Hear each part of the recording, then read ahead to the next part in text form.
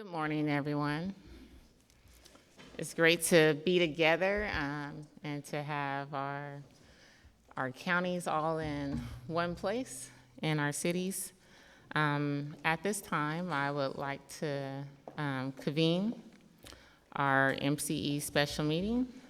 It's September 29th today, and the time, I don't have now.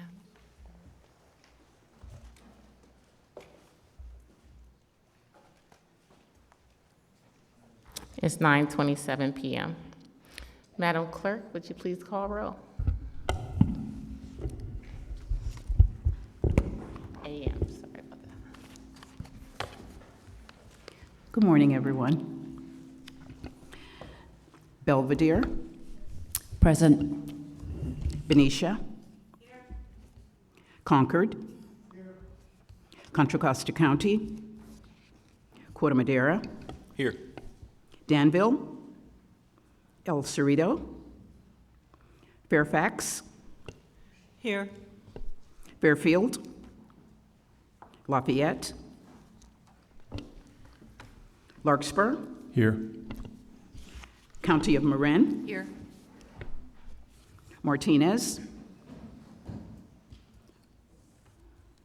Mill Valley. Here.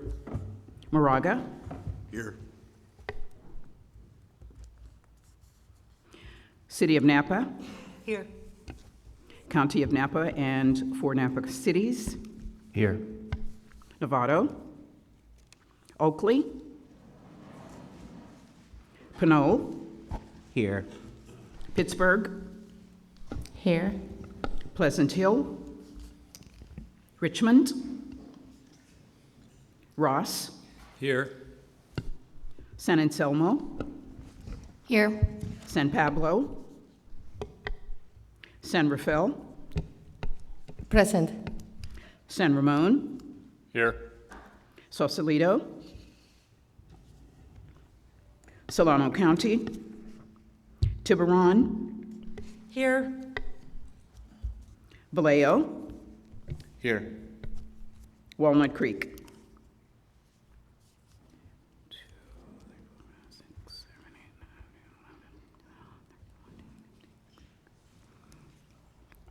Quorum established. Thank you, Madam Clerk. And this morning, I just want to take a moment to recognize our state senator, Dianne Feinstein, to wake up this morning while I was getting ready to hear that she has passed on. To be 90 years old, to be a woman that has broken so many glass ceilings during her time, from being on the county supervisors, from mayor to the first woman of the California State Senate. It's just really remarkable, and I know that earlier this year, in February, we gave her a Climate Action Award, and so we appreciate her for all of being a climate leader here in the state of California as well. So just wanted to recognize her and thank you all for allowing me to have that moment. I would like to move on to welcome and introductions. Once again, just want to welcome everyone to our MCE in-person board retreat. We have not had a board retreat since 2019, so it's a wonderful opportunity for all of us to be in the same location. As this is a special meeting, it's the first of our current board members all meeting in person at the same place. We added a space for brief roundtable introductions. So we each have 30 seconds to introduce ourselves. I would like each of you that represent your community to let us know what city you represent and why MCE is important to you. And I will go this way in a circle. Gabe Paulson. Good morning. My name is Gabe Paulson, and I'm representing Larkspur, and feel like I have pretty big shoes to fill. Kevin Haroff was on our council and moved to Nevada recently.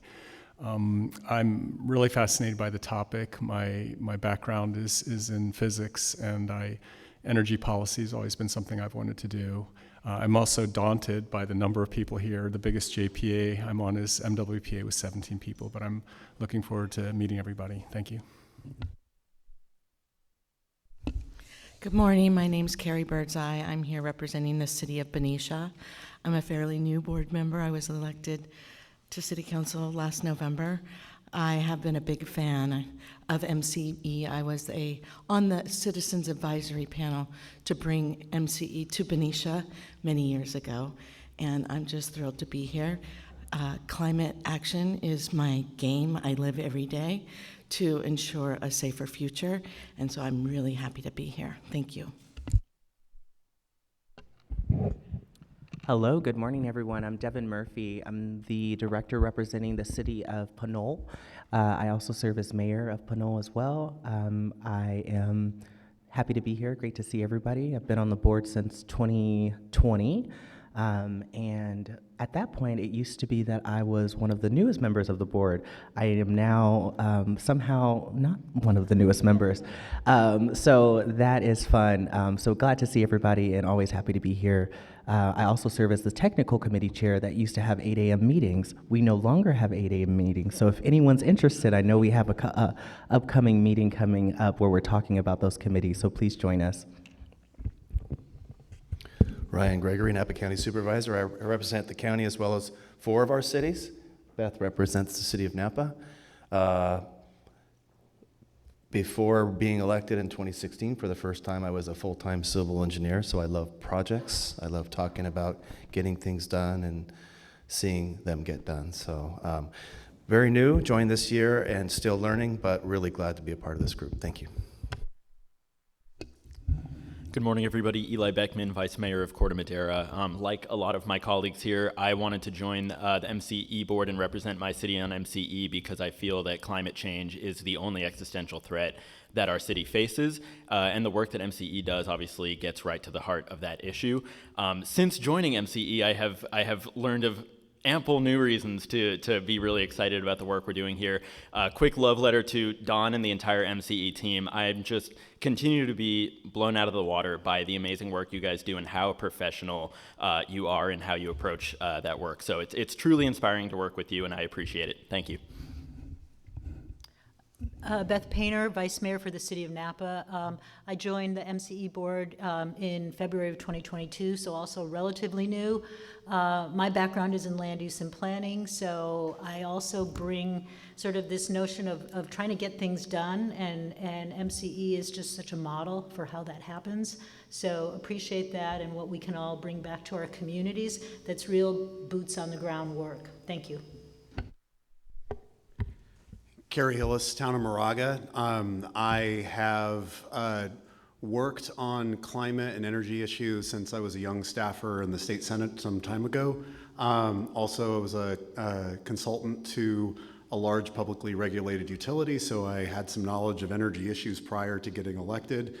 But then on a personal level, as the father of a 1-year-old, a 4-year-old, and a 5-year-old, as I've told them, Daddy is doing everything I can to try to keep the dirt out of the air so that they can have a healthy life when they get older. So I'm doing what I can on a personal, on a local side with our solar panels and our batteries, our electric cars.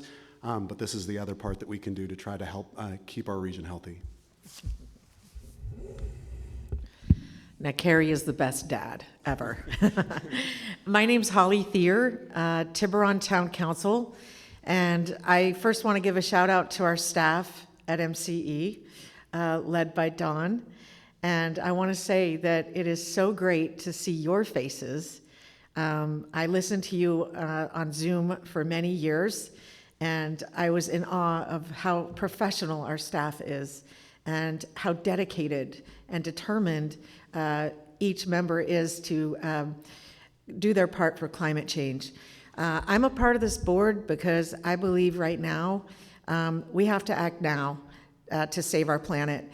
MCE is the premier organization trying to do that, providing cleaner, greener power, reducing greenhouse gas emissions, and I could never be prouder to be part of an organization. Charles Palmares, City of Vallejo. It's my first year on council, first year on board.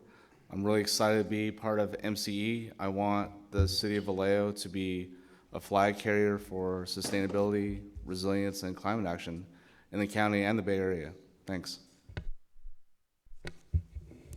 Good morning, Katie Rice, representing the County of Marin, and have been serving on this board for several years now. I'm really proud to continue to carry on the legacy of Marin County in terms of really being the initiator of the CCA and the CCA movement in all of California. I sit in the district seat of Hal Brown, who was actually the supervisor who brought the initial seed money that allowed for the exploration of establishing the first CCA in California.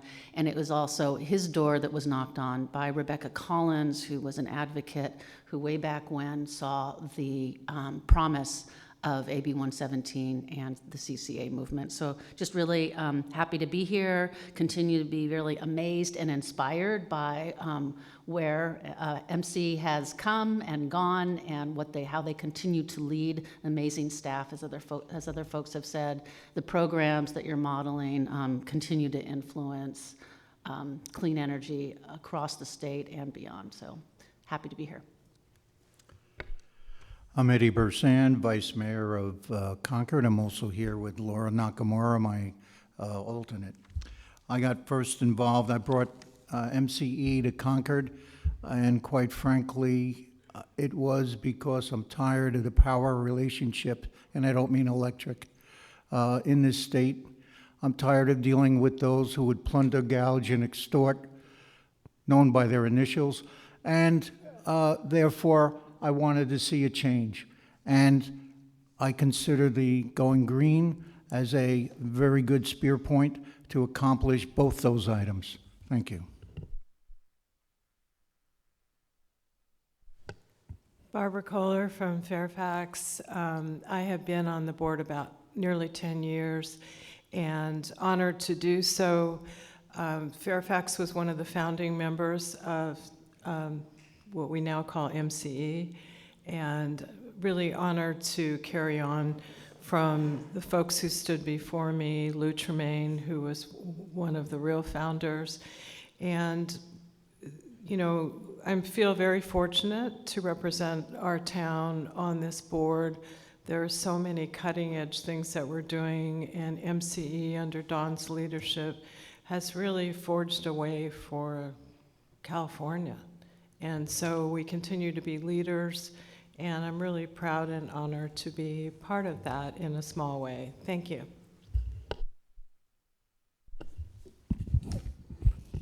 Hello, my name is Sally Wilkinson, and I am the representative for the city of Belvedere, which is one of the smallest cities in California. I think we're about 2,000 people. I've sat on the board since 2020, so that actually makes me quite an old member at this point. I continue to learn every day. It's a complicated business and a flourishing business, and I'm really pleased to be involved. My background is in finance and economics, and many years ago I was actually an energy analyst, but I am thrilled to be involved in this business. Thanks.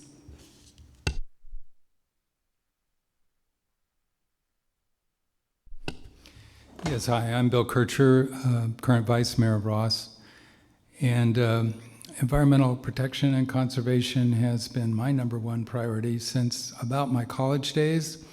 And not to date myself, but Dianne Feinstein was on the Board of Supervisors when I was in college. So we had a lot of issues back then, like toxic dump sites and too many fossil fuel power plants. I mean, a lot of them up and down the coast and so forth. But things morphed over the years. And at some point, what we used to call global warming went up to the top of my list of my top priority. And when I went on the Ross Town Council 3 years ago, or now almost 4 years ago, I had the opportunity to be on MCE, and I took it because I thought here is a successful application of actually doing something very meaningful about this.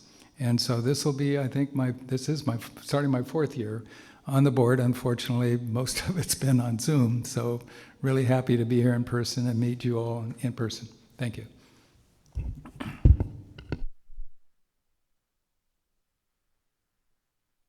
Surprise. Good morning, everybody. My name is Maika Llorens Gulati, and I am the Vice Mayor for the City of San Rafael. So welcome to my city. I'm very happy that actually you are hosting here. I represent District 1, which includes the canal, and I invite you all to go for a little walk around the shoreline. The canal is a beautiful community, very diverse. So I've been a board of directors from MCE. I think this is my 3rd year, and I'm very interested in the environment, especially how it affects our underserved communities. And I'm also very proud. I feel it's a very young organization and very, very well run. So congratulations, Dawn, and all the staff, especially around marketing and communications. I think you do a really good job and innovation. So very happy to be here. Good morning, everyone. Max Perret, City Council for the City of Mill Valley. I've been on the board a little more than a year at this point. But I've been someone who's followed MCE and championed MCE outside of being on the board for many years. I was on the Sierra Club Marin Group Executive Committee when MCE was first getting founded, and we were cheerleaders from the beginning. And I later chaired the Sierra Club Marin Group board when there was the big push for MCE Deep Green to be the default option for our cities. And so we went around to each of the cities and encouraged them to sign up with Deep Green. Really encouraged by the work that's happening and have been learning a lot. Thanks. Good morning, I'm Mark Armstrong. I'm the Vice Mayor for the City of San Ramon. I've been an alternate board member for the last 3 years since I've been on City Council in San Ramon. Scott Perkins is the primary representative for us, and he's been on the technical committee as well and been quite involved. He does a great job of coming back to our council meetings and telling us all the great things MCE has been doing, and is very complimentary and publicly states that for our residents to be aware of as well. So he couldn't make it today, so I'm sitting in for him as the alternate. Hi everyone, I'm Alexis Feynman from San Anselmo. And I don't think there's much to be said by me that hasn't already been said in this room, so I'll just say that it's an honor to be here. The climate crisis is indeed existential, and it's very meaningful to be able to contribute in this small way, mostly just by saying yes to all the amazing things that you guys come up with. Thanks.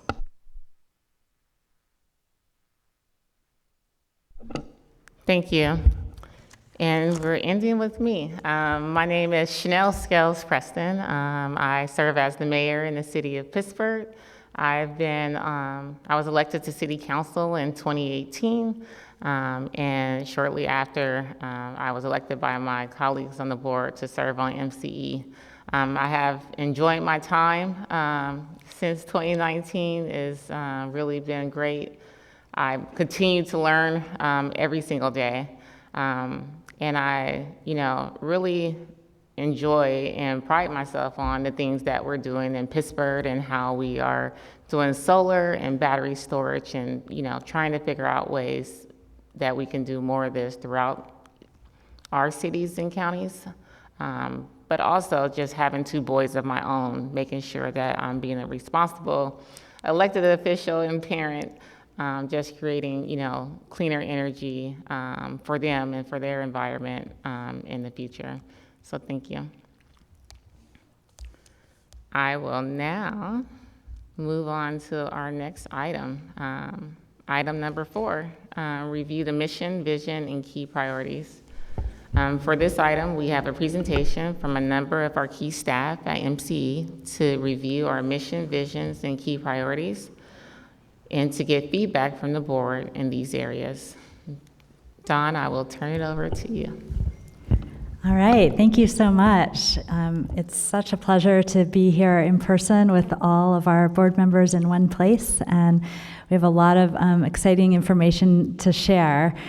2023 so far has been a really successful year for MCE, where we've really been able to lean into our mission, vision, and key priorities, and we're seeing so many results in our communities and beyond. We're not just supporting our communities with clean energy and local programs, but we're doing it all through an equity lens. And we've set a high bar for agencies across the state to follow. So we're going to hear from MCE department heads on a wide range of metrics and outcomes. And along the way, we'll be looking for input and suggestions from all of our board members on how we can really grow and deepen our impact. So I'm going to start us off with a kind of a recap of our mission and vision. And just to emphasize, our mission is to confront the climate change by eliminating fossil fuel greenhouse gas emissions. And we've had a lot of success. You know, we're currently serving 1.5 million homes and businesses. We have over 580,000 electric accounts, including residential, commercial, industrial, municipal. You name it, we can serve it. And we've got 37 member communities. So far, we've reduced 300,000 metric tons of CO2, and we're having a big impact in a lot of ways through not just our renewable energy purchases, but through the programs that you'll hear about later today. I want to underline parts of our vision that, you know, we're really aiming to lead California to an equitable, clean, affordable, and reliable energy economy by serving as a model for others. And that includes not just with our renewable energy efficiency purchases, but also cutting-edge clean tech products and programs, which we'll talk more about.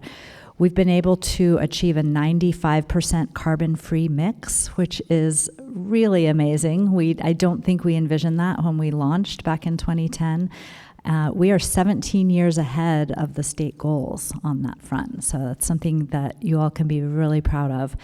We have helped build 944 megawatts of new renewable energy projects in California. So those are all projects that are contracted to us, mostly under very long-term arrangements to be delivered to serve our customer load. 48 megawatts have been built within our service area. $3 billion has been committed to new renewables in California. So that's a pretty big number. It's driving a lot of change across the state. And we've supported a lot of green jobs in California, over 6,000 green jobs, and created a lot of career pathways for folks getting into the green energy sector.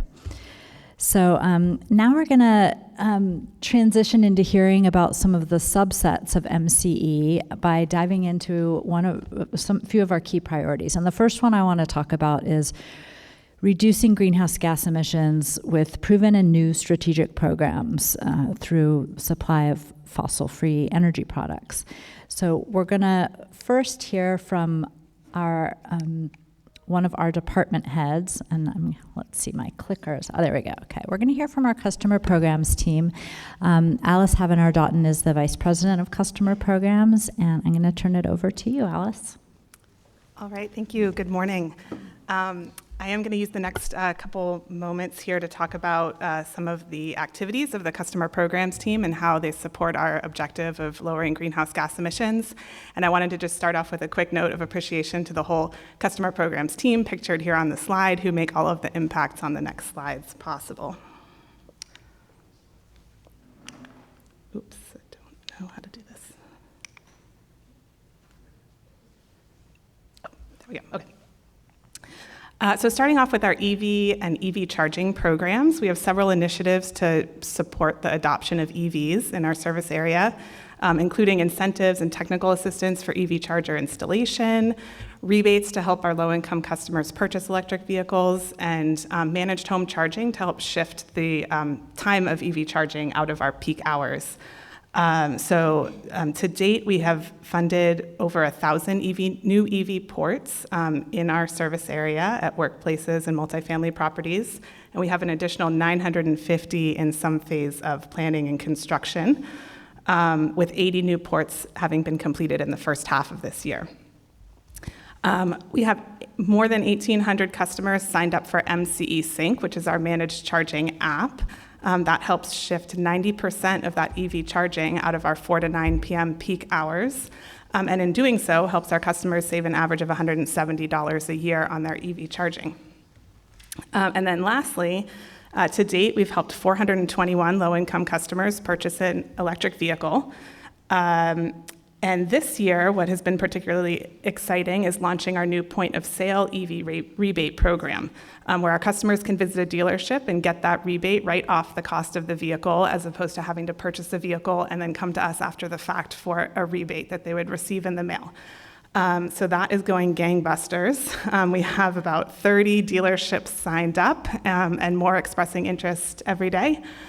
And through that new program, we've awarded 76 EV rebates just from May to August of this year. We launched that program in May of this year. Next up, we have our battery storage program. So this program helps our residential customers and critical facilities install batteries to provide them with resiliency when the power goes out. But when the power is on and the grid is up, it helps them shift their load out of those peak 4 to 9 hours. That'll be a trend throughout all of our programs that you'll see here. So to date, we have installed 69 batteries in homes, which totals over 1 megawatt hour of storage.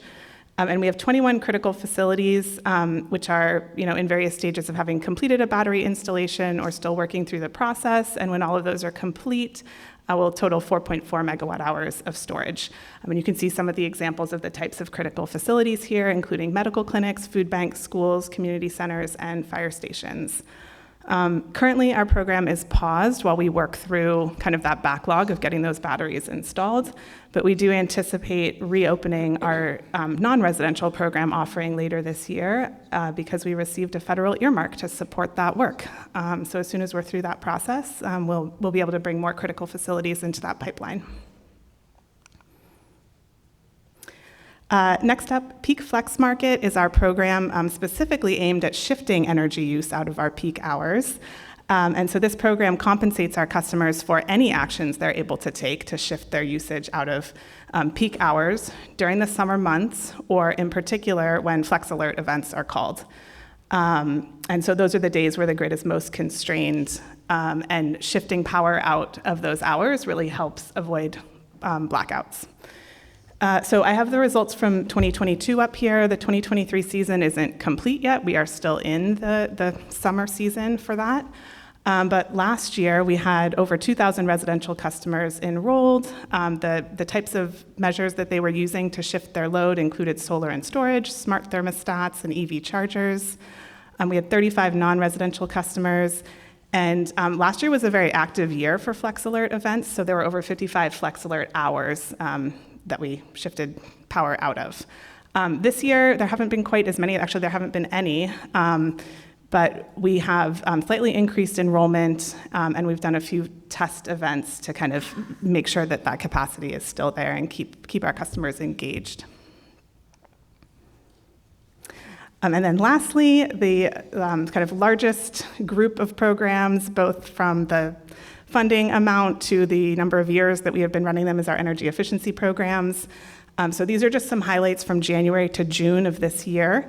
Our programs have upgraded 494 units at 9 multifamily properties, 110 moderate income homes, 29 small businesses, and 29 large customers, commercial, industrial customers. And the impact of all of that over the life cycle of that equipment is equivalent to taking close to 3,000 cars off the road for 1 year, or eliminating the electricity usage of over 1,500 homes. And looking forward for our energy efficiency funding, I'm very happy to announce that the CPUC awarded MCE $158 million to continue our programs through 2031. So that represents nearly a doubling of our all-time energy efficiency funding and will allow us to continue our programs and continue building on them. And part of the building on that programs that we anticipate doing is a 5-fold increase in the amount of funding going towards electrification. So that is another topic that we are supporting and look forward to offering more incentives and helping that progress. And I will hand it off to Jamie.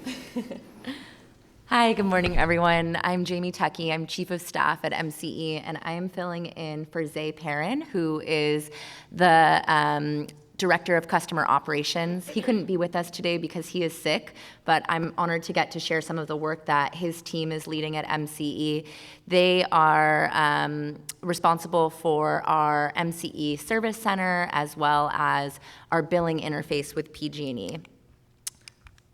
And I know we've talked a lot about Deep Green this year, but I think we'd be remiss if we didn't take the opportunity today to celebrate the 438% increase that we saw in our customer base this year. They now represent 12% of all of our customers.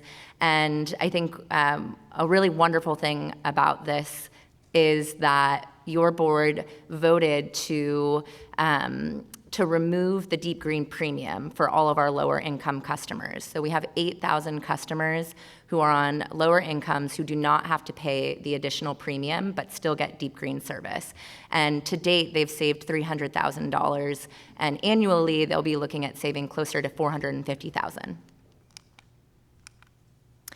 I also want to highlight our local soul service option, which we launched in 2017 after we finished building a 1.1 megawatt solar farm at an abandoned rock quarry in Novato.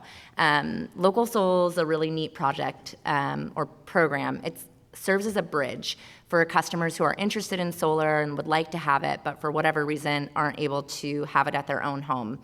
Maybe they're not a homeowner, or their roof isn't adequate, or they aren't able to afford the solar. So we offered this program so that customers could purchase 100% solar energy from a local community product. And when we launched service in 2017, it was the most expensive service option. The prices for Local Soul are tied to our 20-year feed-in tariff contract. So they're set flat rates over that whole term.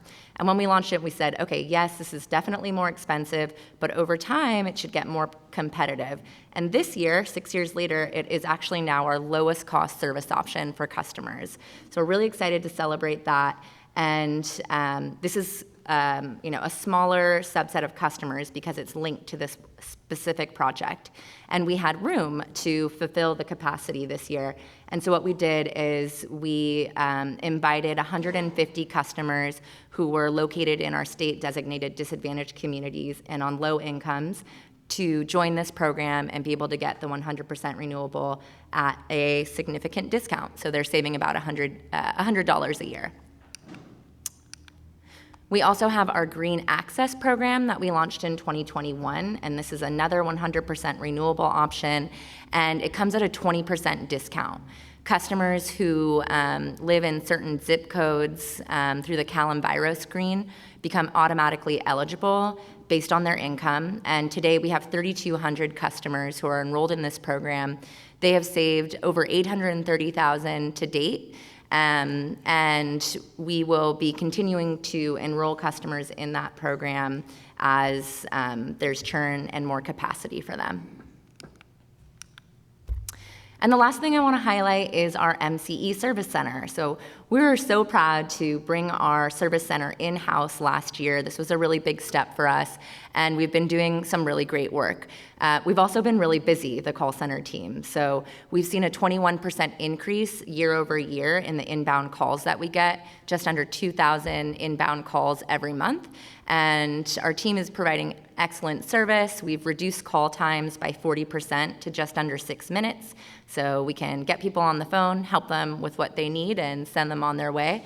We've also seen a 13 times increase in our Spanish calls this year, which is up from only 2% last year to 31% of all of our calls this year. I think is really reflective of a lot of the community outreach that we've been doing in Spanish. And despite all of this, the increased work that is coming to the call center, they have done an amazing job in retaining customers. 140% improvement year over year since bringing the call center in-house. And that means that if a customer is calling in and they request to opt out after hearing a little bit more about us, 17% of them on average are deciding to stay after all. So big round of I'll just say like a big pat on the back and round of applause for that team because it's hard work and they're doing great. So let's see, I will pass it along to Fiddy with Power Resources.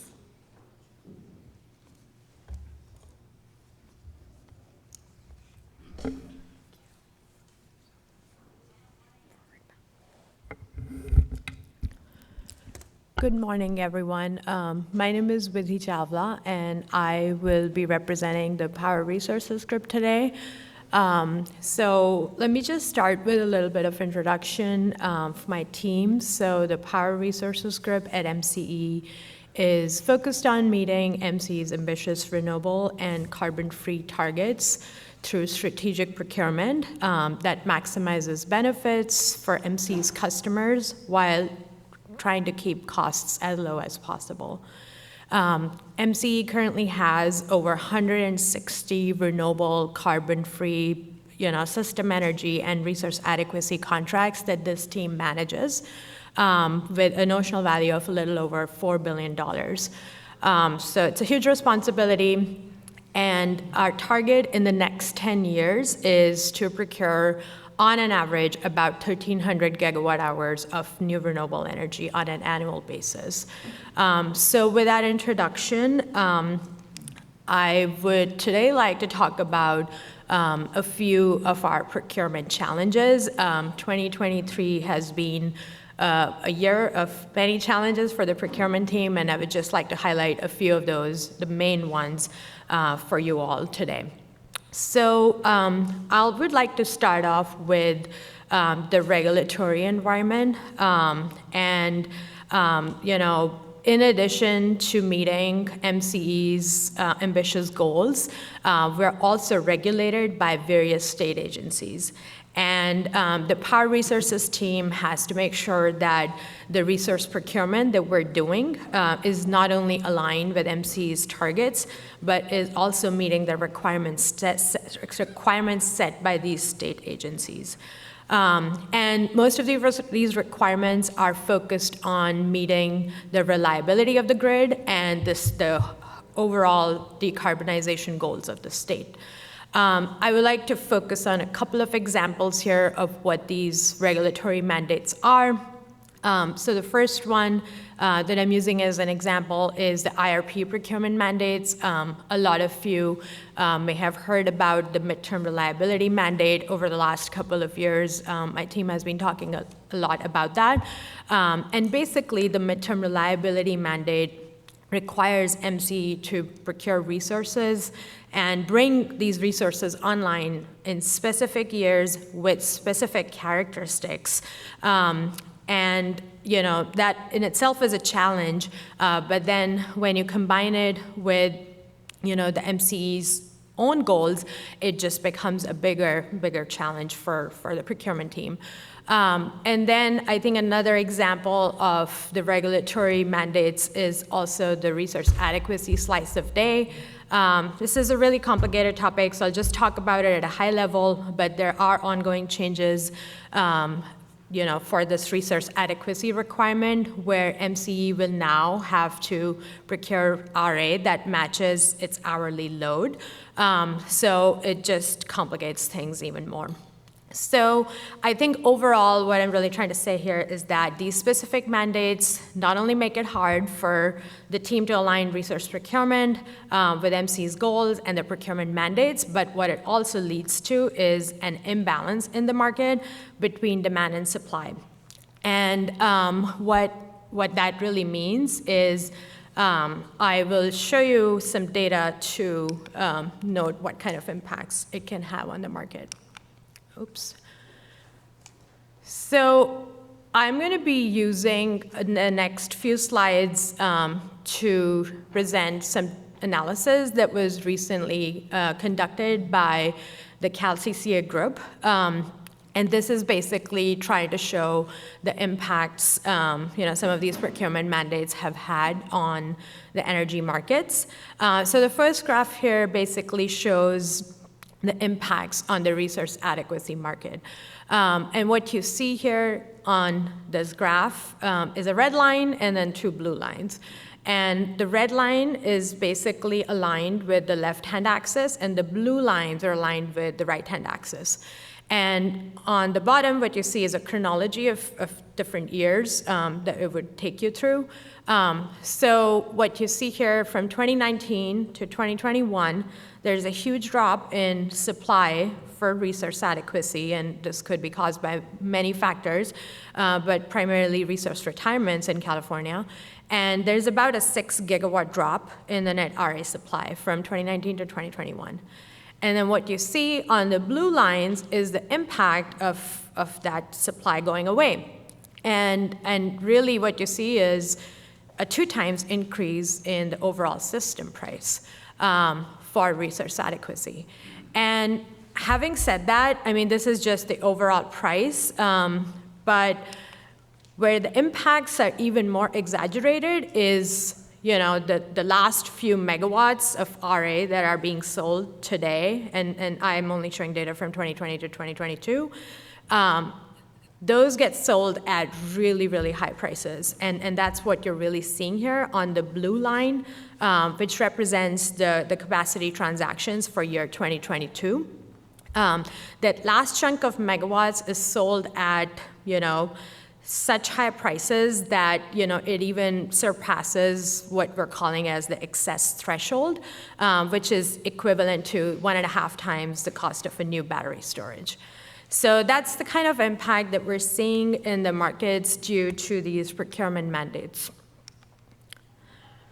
Another challenge that comes from having these ambitious goals and all these procurement mandates is delays. So projects are getting delayed beyond, you know, what anybody has ever seen in this market before.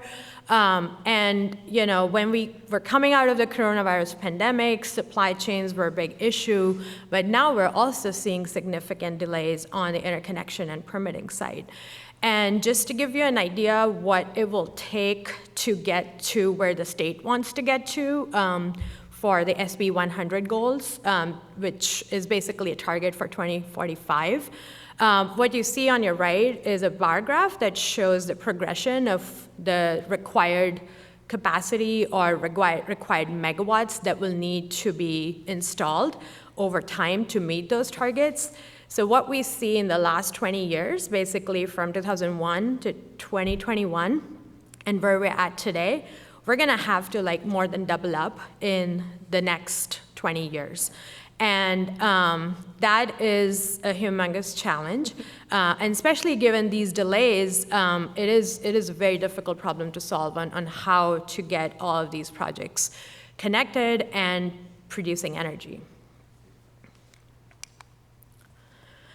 And then lastly, I did talk about permitting, interconnections, and this graph basically just shows what we're seeing in the CAISO, or the California Independent System Operators interconnection queue.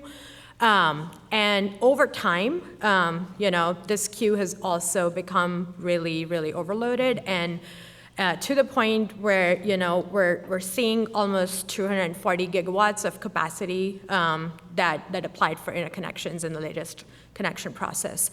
And just to give you an idea, some of these projects have been waiting in line for more than 10 years to interconnect, which adds to further to the problem of lack of supply and increase in costs.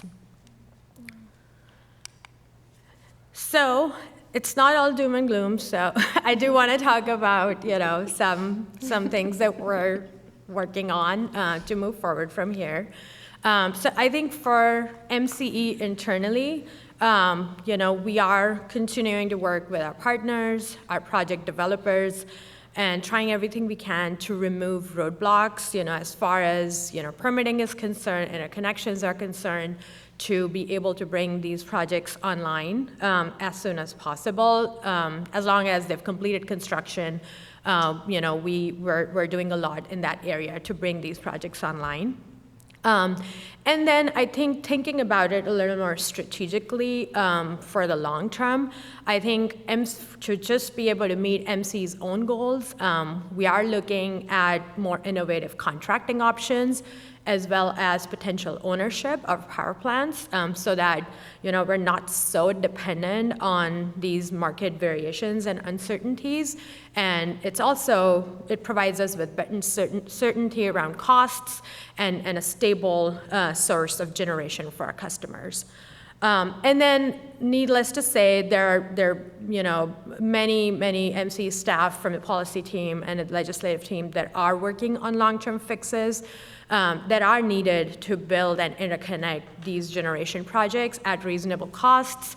Some of the examples are the CAISO's interconnection process enhancements initiative, the transmission planning process, as well as the integrated resource planning process of the CPUC.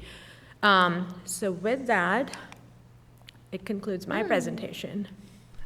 Thank you so much, Vidi. A lot of good stuff to chew on there. We are going to next go to Alexandra McGee, who leads our strategic initiatives team. But I wanted to just highlight the next key priority that we're diving into here, and this is enhancing MCE's internal and external approaches to building equitable communities. So we're going to shift gears into that priority. I want to also point out that we're eager to hear from our board on any of the topics that we dive into. I think there will be some specific areas as we go forward where you'll see a little raising of the hand symbol where we'll be actually asking you all to weigh in. But if you do have questions or comments along the way, we're particularly looking for how we can deepen our impact in your community or at large. So with that, I'm going to hand it over to Alexandra to talk about this priority. Wonderful. Thank you, Dawn. Good morning, everyone. It's a pleasure to be here with you today. My name is Alexandra McGee. I direct MCE Strategic Initiatives Department. And I just wanted to also thank members of the public and alternates. To show up at a meeting where someone's already representing your city says a lot about how excited everyone is, so I'm happy to have you here. So as Dawn points out, I will be going over at a high level some of the efforts that we've put forward in the last year to build equitable communities. I just wanted to reinforce this is a very big group effort. No single department is in charge of equity. There's not one equity box to check. Everybody, all teams are working on these equitable outcomes. And so I just have the privilege of being able to share them with you. But my own team, I call us small and mighty. Our strategic initiatives team is pretty small, scrappy, and we get the opportunity to work across different departments to bring these equitable outcomes to fruition. But what you're about to see is a reflection of everyone's work, not just strategic initiatives. So we're going to start with the built environment, reducing greenhouse gases, and to create a just transition to a clean energy economy requires that nobody gets left behind. So I just wanted to emphasize that many of the programs that MCE offers has special considerations for residents in our communities that are lower income. So ensuring that everyone can participate in the transition to a clean energy economy means decarbonizing our houses, our businesses, making sure that our power is green. You've heard some of the discount programs already being offered. But also decarbonizing the built environment means the things you see on this screen. We start with electrification, right, of homes. We've installed 139 heat pump water heaters in homes of lower income families. We've also done our traditional work with energy efficiency. This is all through the customer programs team. And then we're leaving the house and we're getting on the roads, right? We are also decarbonizing our transportation emissions. And so not just energy efficiency, but also making sure that our communities have access to clean transportation alternatives. And this is the chicken or the egg. What comes first, the car or the charger? And so we're trying to do both at the same time, both chickens and eggs. And to that end, we've been able to give 128 income-qualified rebates, allowing lower-income homes to access electric vehicles. And we recently secured $180,000 from the Marin Community Foundation to install free EV charging at select multifamily units where folks are renting usually, don't have a garage or a space where they can plug in their car individually, but rather using more of a collective infrastructure, securing grants to make that happen.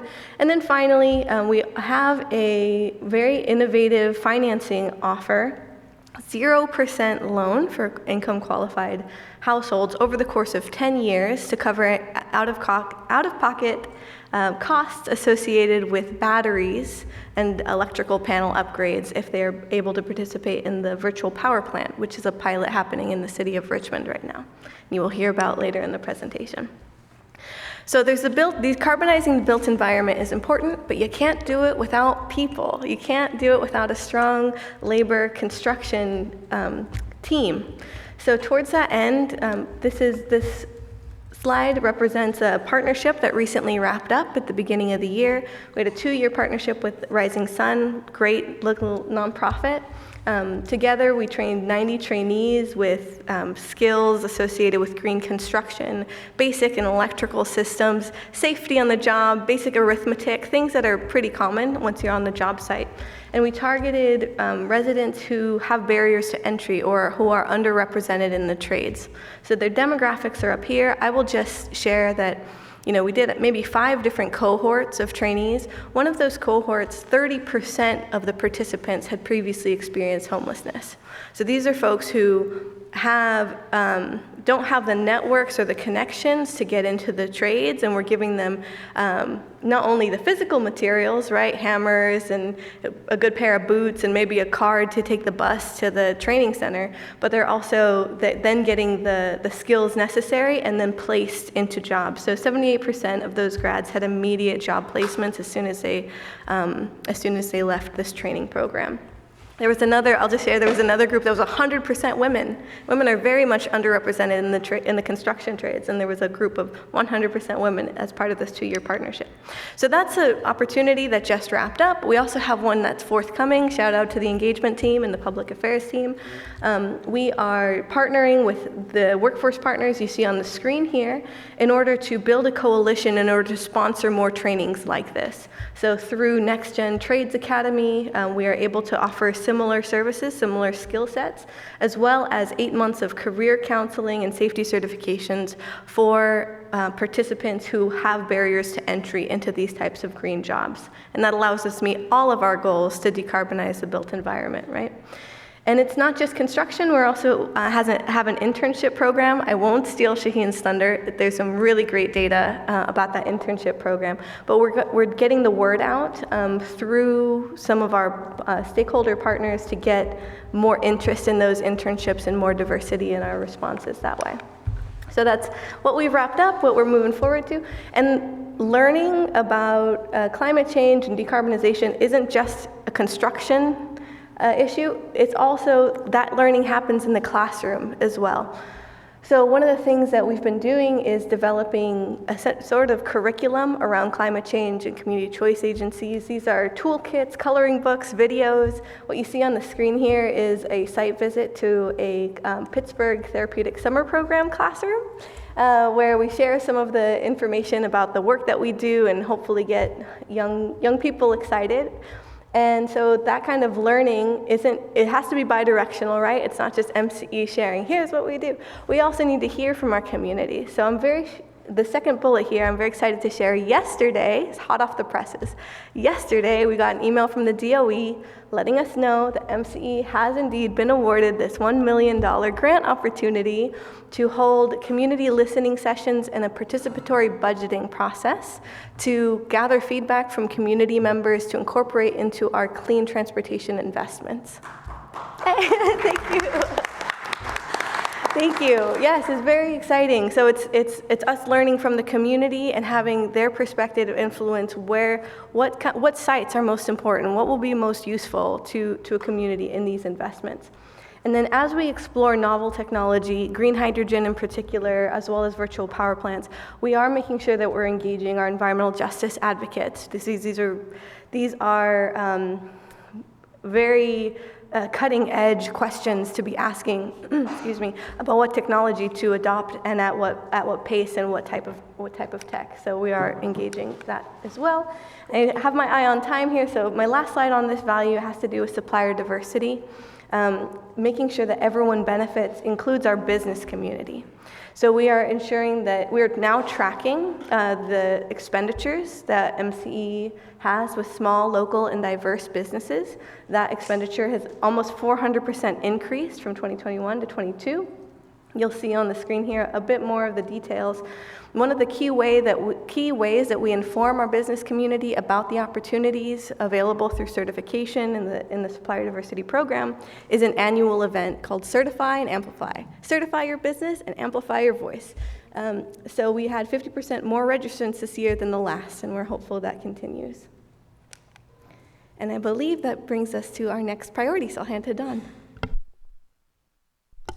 Yes, so the next key priority we want to dive into is being fiscally prudent and amplifying our impact by applying for and utilizing state, federal, and other funding.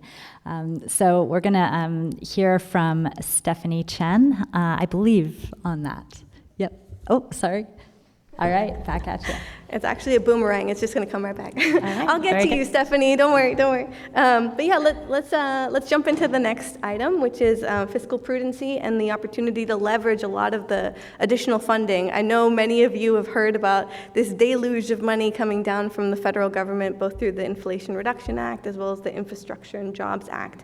So the next 3 slides are past, present, and future. Here's the past. The past is that we have submitted and been awarded $6.5 million to expand our programs and deepen the projects that we are able to offer our community members. This is actually 7.5 as of yesterday, so this is really great news. This is for our Healthy Homes program to make sure that the indoor air quality in our communities, it can be improved with better insulation, mold remediation, things like that, being efficient. Also, like I said, the EV charging programs and energy storage, like the batteries at critical facilities that Alice mentioned earlier. Now here's in the present. We are also in this waiting game. Once you submit an application, there's a bit of a waiting period before you are told, yes, you got the money or not. So this is actually 13.25 because we moved $1 million to the other slide. So we're waiting on these other requests to expand our programs. And we're not stopping there. We have our eye on some new cool opportunities in the near term.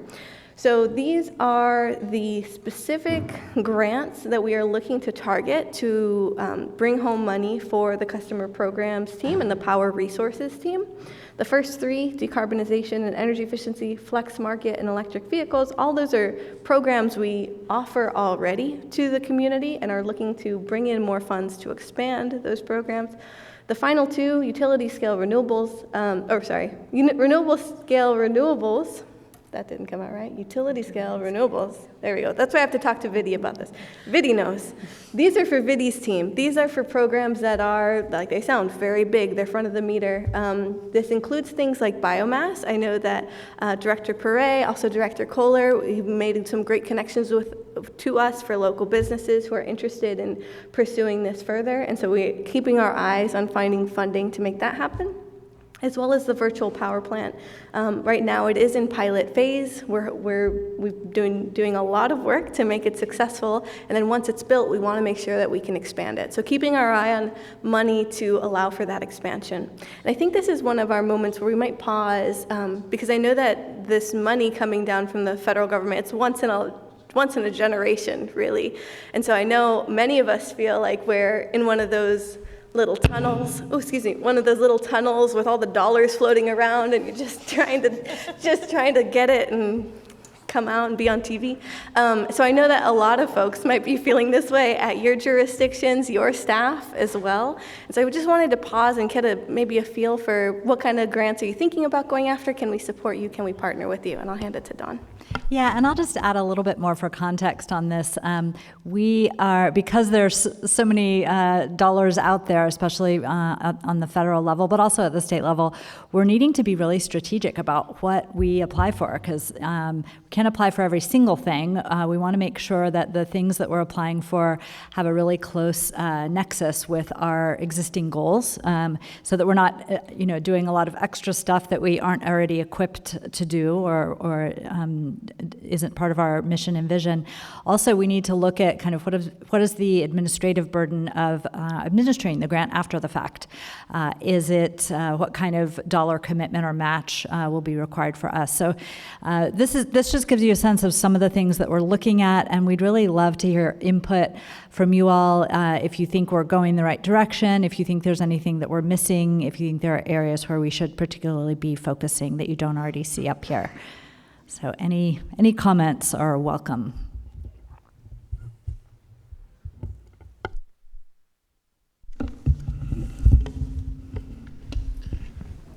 Don? Yeah, just a quick question. Of all those programs, we talked earlier about the lack of supply and how that's, the delay in projects. Which of those would ameliorate that the most? Yeah, that's a great question. I think that in the near term, none of these really would address that issue. But in the long term, being able to get more diverse resources into our mix. I think the bioenergy is listed here. The things under utility scale renewables are areas where we could make some incremental impact on that front. But Vidi or Alexandra, do you want to comment any further on that? I'll just mention that if we can reduce load on the customer side, there's less load that we need to build for. So all of these really, anything that is investing in energy efficiency or even load shifting, like the virtual power plant includes a battery component to it. If we can shift load out of our peak, then we have less compliance responsibilities. So they're kind of both sides of the meter, if you would. So it's not a direct, here we're investing in a supply chain issue, but rather we're changing the load profile so we meet a different, we need to buy less, essentially. Just a couple questions on some of the earlier slides, actually, not on this one. I think it's fantastic work we're doing on strategic incentives. Just a couple questions on it. One is how, given what we saw on the previous slides about the need to really increase our capacities in the future, how are we defining low income, and might there be any opportunities to actually expand that so that we can actually really beef up when we need to? It's a great question. I feel like I want to pitch it down to Alice, since if she feels comfortable answering that one. Yeah, absolutely. So currently, we're sort of going through a process right now to try to define across all of our programs how we're defining equity customers or low-income customers. We use a combination of the California priority communities and the Federal Justice 40 definition. And as much as possible, we try to overlap those and use kind of like the whole Venn diagram of those two definitions. One program, though, in particular, is our home energy savings program that addresses both low and moderate income customers. So that, we do what we can to be expansive in our definition of an equity customer, because I think there is a lot of need. There's a high cost of living in this area, and some of the definitions don't really align with what we actually see. And so that's one where we've been able to define really low income as moderate and low income, and we've been able to layer in a lot of additional services to those populations and have seen a real need in that group as we're going out and surveying homes and looking for what the need is there. Thank you. And I had one other question, which is looking at our workforce partners. It looks like we have some real strength in those partners in Marin County, and I'm just wondering if there are any ways to connect with, I know that we have Supervisor Joya, who is a board member, and I'm just wondering if there's a way that we could also beef up those same partnerships in Contra Costa. Certainly, I will share that we have a long-term partnership with Richmond Build. We've done a lot of different trainings with them, including training the workforce necessary for Solar One, which I think many of you are going to go see today. And then we've also, I know we've done call trainings center, a training for the call center in Pittsburgh with Future Build. And so there are some connectivity there, and appreciate the suggestion to deepen those. Thank you.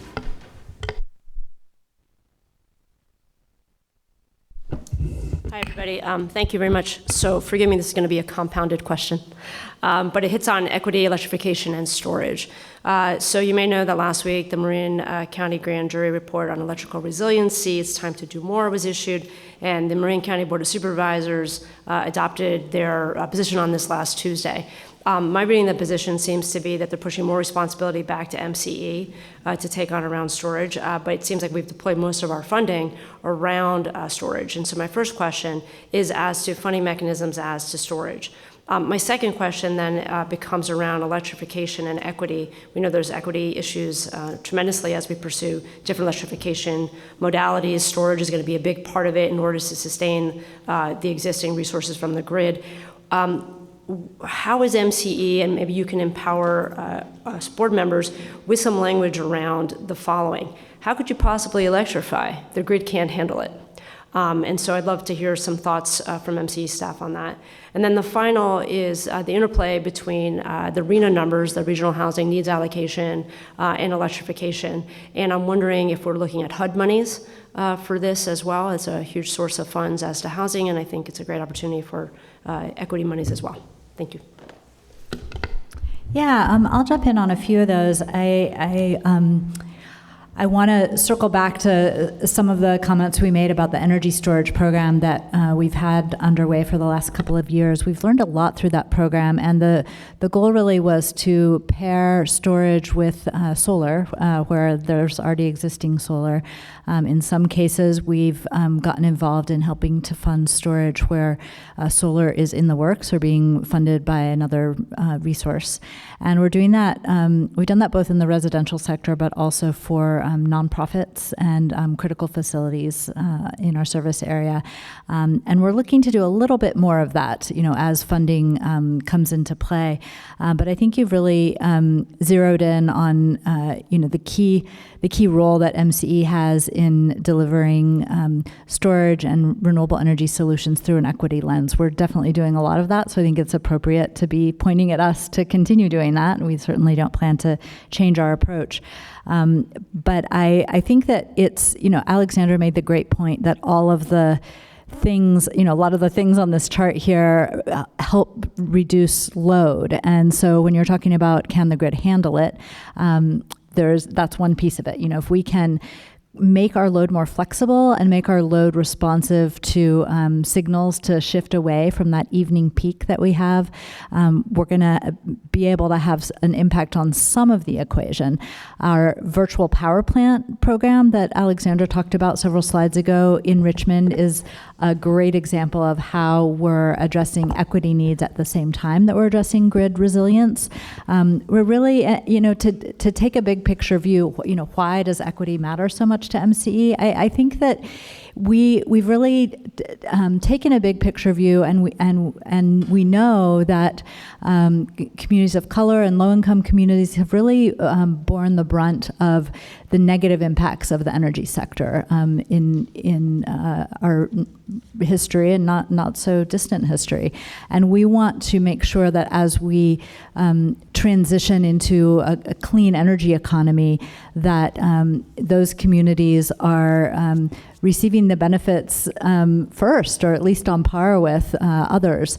So that's why you'll see our focus with virtual power plants is in communities where there's the greatest need, and we hope to grow those programs to other communities, other similar communities that need the same type of access to benefits. But then looking at the grid from the other side of the equation, what are the utilities doing? What is the California Independent System Operator doing to get the grid ready to handle all the electrification that's coming? There's definitely wide realization in the energy sector that there is a desperate need to do more. And as a result, a lot is happening. But the state does move slowly on things. There's a lot of players involved, but there are a lot of new transmission lines being constructed as we speak. There's a lot of pressure on PG&E and our other investor-owned utilities to get more interconnections happening faster, and there's a realization that there's a real problem there. Part of it is a labor shortage, and I think the work that we're doing on the workforce front can help contribute to solving that problem. But there's a lot to do on a lot of different fronts. So hopefully that addresses most of your question, but if I missed anything, feel free to add. I guess two questions. One is to follow up on the HUD funding as a resource, and then the second is I think it would be helpful if MCE had a position on permitting of new transmission lines, since we're hitting up against CEQA and other issues, and it is part of probably one of the biggest issues for us in the green energy transition is the timing and scale and the capability to be able to lay down these transmission lines across sensitive species habitat. And I'd be curious to see if we as an organization have a point of view on that. Yeah, great. So first, on the HUD question, many of the earmark requests that we received a year ago are actually being administered through HUD. So I know Catalina's been working hard on some contract negotiations with HUD so that we have access to those funds. Catalina, do you want to say any more about that? Or is that sort of a good summary? Just to add that it's a long process.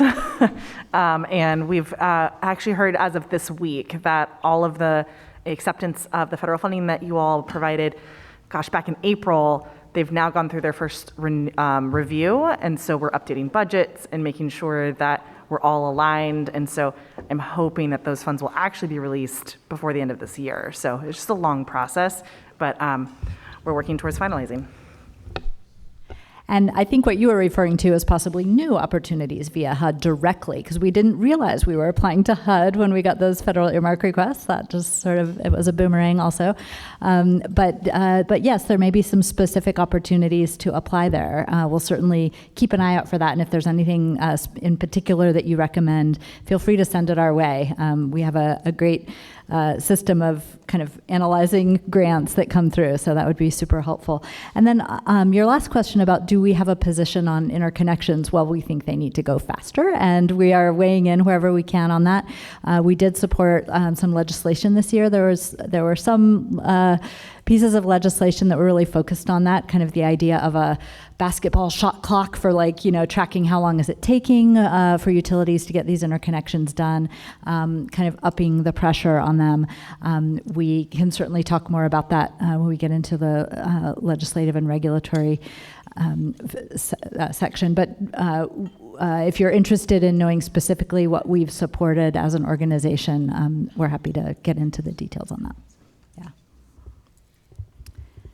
Other questions before we move on? Yeah. Eddie Bursan, Concord. In our projections going forward over the next 10 years or so, the state of California is losing population. Within our 4-county district, what are our demographics? Because if there is a decline in population, it would have a profound impact on our users. I don't know what the 4-county, and particularly our 35 or 38 cities, what that sums out. So I just would like to bring that up for staff to look into the future, not expecting an answer now. Furthermore, there has been a definite shift in the demographics of our users, with more lower income or higher income or lower users and higher users. I don't know how that impacts our projections going forward. I would like to bring that up also for staff to, advise us a little more accurately, because if we are in a double header of increased lower users, lower utility users, and at the same time a decrease in population of the higher utility users, that may change our approach. But I don't know that.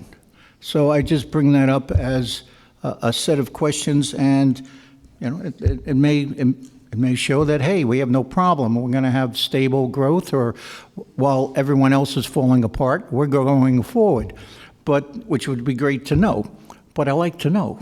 Thank you.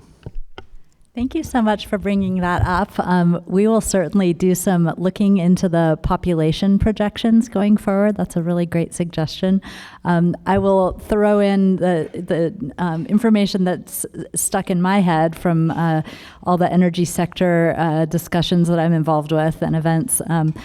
There is a huge concern about the very, very, very steep load growth in the electric sector that is upon us. And that's because of folks buying EVs, the state really pushing to make sure folks are phasing in EVs, the electrification that's happening, phasing out gas appliances, shifting to electric. And so I expect that even if we did see a loss in population, it would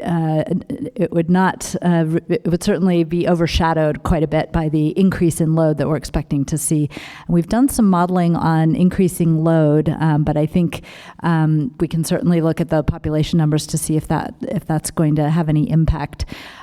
We are anticipating needing to buy more year over year, just simply due to the electrification that's happening around the state. But those trends are really important, so I'm glad you brought that up.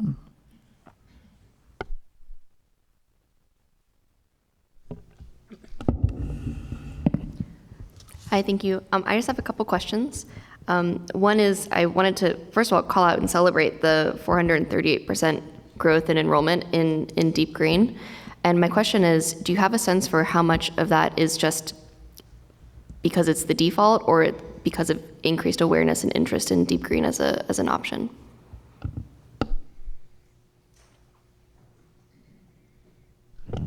Thanks for your question. The majority of it is because of the decision to make Deep Green the default this year. So in December of 2022, we had about 12,000 Deep Green customers. And I believe the stat that we shared today was over 70,000. So pretty massive increase in less than a year compared to our 10 plus years of service. And I'll add that is something that we may want to bring to the board again in the future as an option to make Deep Green the default once we see some stabilization in the market around renewable energy prices. We have so much turnover in our service area. It's not really, it surprised many of us that 15% or so of our customers in a given month are new customers. So switching that to the default option really does have a pretty dramatic impact quickly. Great, thank you. My next question is, there was just a brief reference to some innovative contracting on the horizon as a way to stabilize some of the, I guess, volatility in the market. I was wondering if you could talk a little bit about what that entails.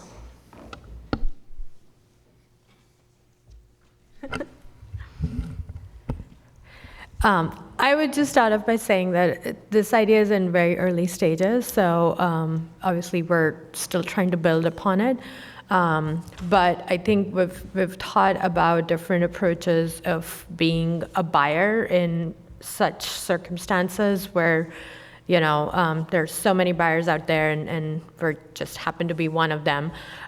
So I think some of the things that we're thinking about is, having some kind of a program like, what we have for FIT that could be there for large utility scale projects, where we don't spend a lot of time on negotiations, but rather have a take it or leave it kind of a contract. And then again, like I said, this is work in progress. This is not something that we have made a decision on, so I'm not gonna commit to anything right now, but just some brainstorming that we're doing right now on these ideas. So that's all I would say for now. Great, thank you. And then the last question is a little bit more programmatic. I know a lot of the programs and initiatives that were highlighted were really about affordability, efficiency, and increasingly transportation. And this is a question and also a little bit of a plug, but e-bikes really live at the nexus of those three things. They're the most efficient and affordable form of clean transportation, electric transportation. And so one of the questions I have is, what kinds of programs is MCE currently doing or thinking about with respect to e-bikes? So in respect to e-bikes, we have been kind of at the early stages of seeing what is the remaining need after the state's rebate program that I think either just launched or is about to launch.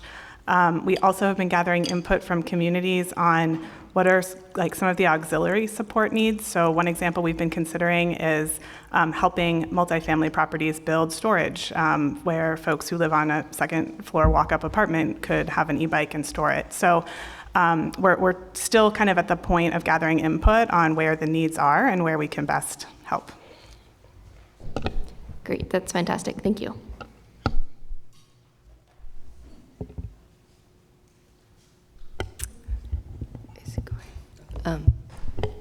Sorry, I can't see from here, but okay, I'm so sorry. I'm looking all around who's talking. First of all, thank you. Wonderful presentation. Tremendous work to all the staff on all you're doing. It's really great to see this and in some ways be a part of it. Although we know you all do so much more, we just show up and look pretty. So thank you again. A couple of things are coming up for me, and I think Director McGee, you asked about perhaps like opportunities or partnerships that we can look to.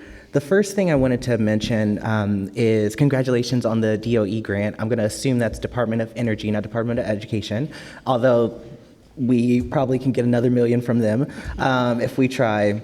But I know that something that has been a huge priority of our council in Pinole for the last few years has been around building a participatory budgeting model. We've been really excited to use a tool, a civic technology tool called the Balancing Act, which essentially creates a stimulus for a resident to play a video game, if you will, with our budget.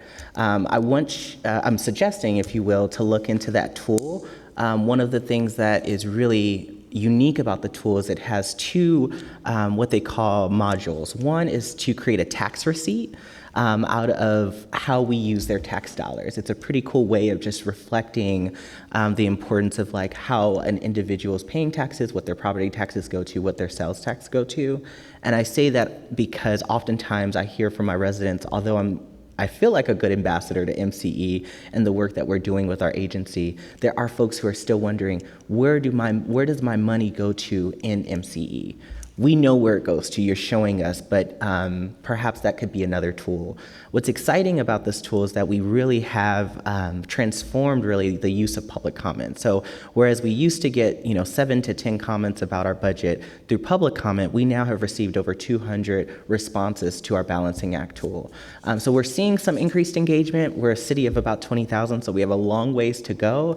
But in 2 years, we've seen, again, a huge increase of public engagement, particularly to our budget process. So just really looking forward to seeing what can come out of that, and also seeing what type of, what model do we actually want here around participatory budgeting. I know we have a pretty large budget in MCE, so I'm wondering if you all are thinking about pieces of that budget or the entire budget, because it's a lot of resources that I'm sure you, I'm not sure actually you would want to ensure every member community has kind of jurisdiction around. That's such a great suggestion. Thanks for bringing that up. And it's actually a great segue into the next slide where we're going to talk about community benefit funds. But I think there was one other comment, but thank you. Sure. I have one other question. The other thing that comes up a lot, especially for some of our smaller cities, is we have the capacity to have a public works department or community development. Some of the challenges for some of the smaller cities is around our grant research, writing, and management.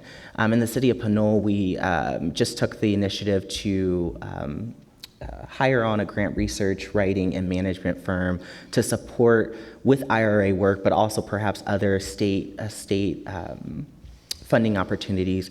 I'm wondering if there's any both interest from staff or any thought process on again, the technical assistance, but in this case, it would be more so technical coordination between our cities and the agency to apply for some of this funding.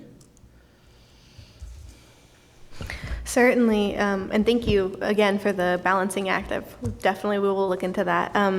I think that I would love to figure out what Pinole's priorities are for the grant writing that you're going after, because if there is a single grant where we're already planning on going after, all we need is a letter of support, right? And we'd be like, okay, Pinol's a partner. That's a very easy thing to do.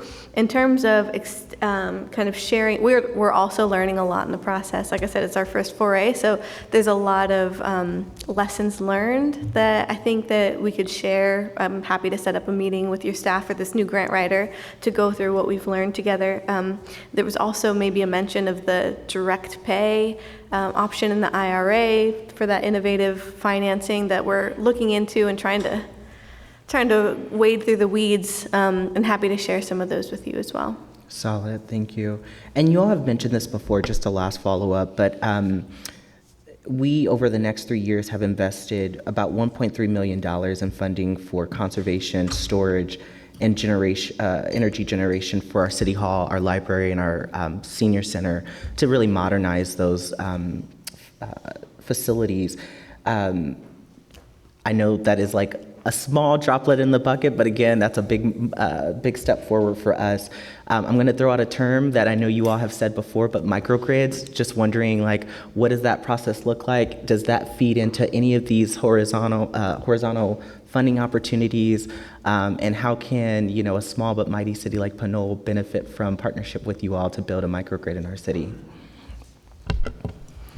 Yeah, I would say that probably, and not getting too nerdy about it, but microgrid gets used a lot. So I'm imagining a solar plus storage facility keeping the lights on during an outage as kind of a type of microgrid at a single site. I think that is pretty well aligned with the energy storage opportunity, and your board recently approved that $500,000 earmark to allow us to expand that program. So I think that would be probably the best fit for continuing that modernization of your facilities. Gotcha. Thank you. Thank you.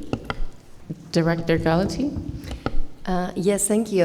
So I guess I don't know if it's a question or a comment, as I'm looking at the EV and the low-income communities, and I know that we have offered rebates for people to be able to buy, EVs, and even with rebates, people cannot afford it. So if you see anything in the state, anything that is kind of like out of the box, thinking about the community, an idea that we were trying to brainstorm was for maybe 3-4 families to share an EV, and maybe they get it actually for free, and as a pilot, and which also will help a lot with the parking issue, which is huge in our community. So I was just curious to see if you have seen anything like that, or maybe just to be, in the lookout for funds.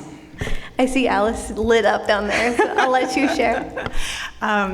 Yeah, it's an issue. I'll say one of the things that we're doing right now is trying to help our customers cobble together the different sources of funding. So we've had different initiatives to do that. Our funding stacks on other funding, but I'll say one challenge has been that the funding isn't consistent, so it's really hard to maintain that information and let customers know, okay, this program may be available now, but it may go away, and there's not a lot of certainty there. So I guess I just want to come back to our excitement about this participatory budgeting exercise, and also maybe to kind of answer Dr. Murphy's question earlier.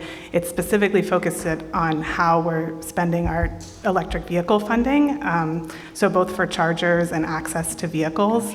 And so written into our grant application is exploring the potential for shared vehicles, as well as other there may be other ideas that come out of that participatory budgeting exercise that we could consider.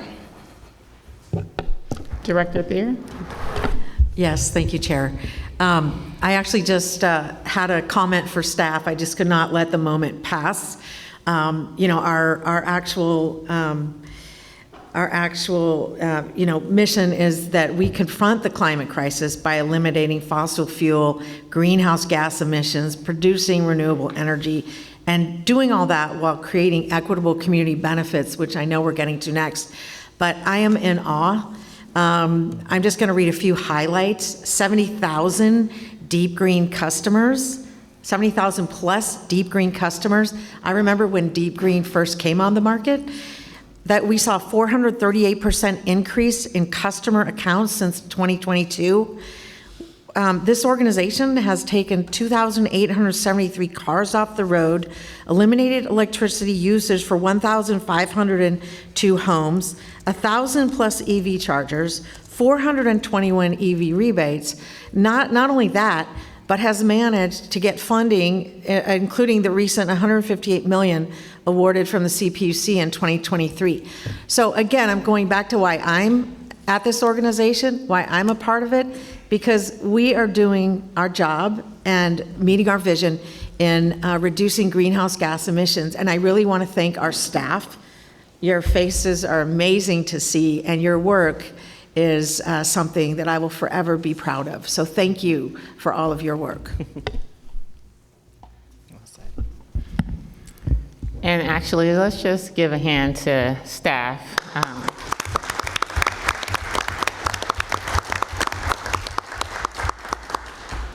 Because you all are doing an amazing job. The presentations that we have seen thus far, as Director Murphy shared, you all make us look good to serve on the board. So thank you for all of your hard work. You know, as we were talking about grants and earmarks, Don, you asked the question, should we still be applying for those? And so, as a lot of you know, earmarks, there was a moratorium or a ban back in 2011. So we haven't seen earmarks for 10 years. And so when you say, should you be applying? Yes, every year you should be applying, because you never know if that ban might come back. And so, you know, we see a lot of different organizations that, you know, when a grant come about or it's time for that season of earmarks, you know, they're not ready. They don't have a project, you know, at the point where it's ready to go if they receive the funding, as well as they don't have a grant writer. And so it takes a long time for them to get the information or the paperwork together to get it all submitted. And so I just want to congratulate, you know, the MCE team for all of your work. I mean, $7.5 million is remarkable over the last couple of years. So please continue to apply, because they may not be available in the future. So thank you. I'll turn it back over to you, Don. I know we spent a lot of time on this section. Yeah, thank you for all that wonderful input. Really helpful. We've been taking a lot of notes over on the side of the table here, so really appreciate it. We do have a few more slides to get through, so I'll hand it back over to Alexandra to keep us rolling. Certainly. I think I might have just one more here. Switching gears just a tad. So we've been talking a lot about the grant opportunities going into behind-the-meter projects. So we're going to shift back. Thankfully, I have Vidhi right next to me, so all hard questions go to her instead. But you know, every time her team goes out and they're negotiating contracts with these developers to build out big-scale projects for our portfolio, there's the opportunity to encourage them to consider a community benefit carve-out as part of this contract. And so what you see in front of you are the community benefit agreements that have been established thus far. And we kind of wanted to pause. You can see that the projects, as proposed, are all over the state. And you know, the question, I think we're very motivated at MCE to ensure that these equitable benefits serve all people. And we are definitely focused on the MCE member communities, your communities. And the question has emerged in the past, and we were hoping to get your feedback on if we would ever consider investing in the communities where the projects are located. Some are nearby, but a lot of them are outside of the service area. And the contracts differ for all of them, but some are more flexible, some are less, but the location of where the investment should happen is a general question we wanted to pose. I think that we're doing all we can to ensure that we're benefiting our member communities here, and yet recognize that the infrastructure build out doesn't always happen in the Bay Area, right? There's a lot of, the land costs are high, there are other issues that make it difficult to build here. So for these projects that are maybe out in the Central Valley or in a bit more rural territory, I grew up in Lake County, so definitely rural, should those community benefits be shared with the people who are closest to the project? So it's more of a general question, but we thought we'd pause here and see if the board had any insight they wanted to share. And this is also something that we can bring to the board on a case-by-case basis. I think that it can, what is needed in a particular community can vary from project to project. Yeah, please. Yeah, thank you. That actually segues into a question that I've had on my list, which when you talk about the balance between reducing load, which is really important, but also building capacity, looking locally for projects that MCE could own and operate, I think is something that is clearly a priority and something we're all looking at. And within each of our communities, I mean, you have the opportunity here, having all of these electeds from 4 counties, we each have different types of possibilities. In Napa County, I think we did a small project that wasn't a huge amount of energy, but it was significant for us locally. So maybe strategically thinking in each individual city, where are our best opportunities, so that we can go back to our communities and say, hey, let's think about whether it's even solar on top of a large warehouse building that might not seem like a big project, but for our communities would be significant. Trying to build that strategic list of potential local opportunities, because then you've got like that win-win, right? Where you're, you're building those local resources and the renewable resources are being used locally. So, if we can try to work on that together, I think that'd be terrific. I have a comment that actually dovetails on what Director Painter just mentioned and also what Director Murphy had mentioned earlier, so in Moraga, we've been having a lot of grid reliability issues. Some of the council meetings that we've had that had the most turnout have been most recently due to the issues with the grid operator who still can't figure out what the exact issue is. Separately, we're also considering potential grant opportunities similar to what our neighboring jurisdiction, Orinda, was just able to do with the community resiliency grant to beef up their community centers. The council has as part of our priorities to try to figure out some degree of solar and storage backup for our buildings. And I'm just wondering if there's, similar to what my colleagues here have just mentioned, a distributed generation concept where we're all investing in these programs separately. And if there's just a way, maybe to the point of real estate is expensive in the Bay Area, but if we're already looking to do this type of thing, perhaps there's a way that MCE can partner with our different entities on doing something that's bigger to benefit more than just ourselves. Really great feedback. Thank you. We'll follow up with you on that. Yeah, let's move on to our next slide and category, which is the key priority of inspiring others to confront the climate crisis and create energy equity by telling our story. So on this one, I'm going to hand it over to our policy and legal team and Stephanie Chen. Thanks so much, Dawn, and thank you, directors, for joining us today and for having us here to speak with you. Thank you, Catalina. I am here with the privilege and honor of representing the policy and legal team, which in turn has the privilege and honor of telling all of the great stories that you're hearing today to our state and national leaders.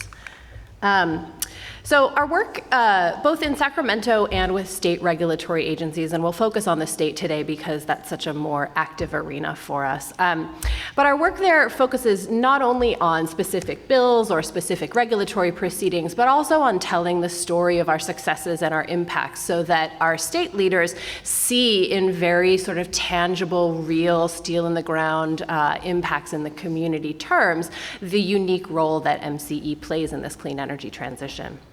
So our goal with this storytelling at the state level is to ensure that policymakers see how MCE is supporting state priorities through local action.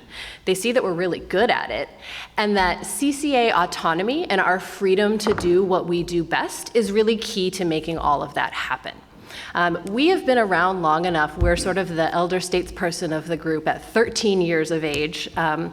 And we've been around long enough that our delegation and legislative leaders really understand the benefits of community choice, and they understand that MCE is a steady, reliable, solutions-oriented player on this team that we're all trying to play on together to solve the climate crisis.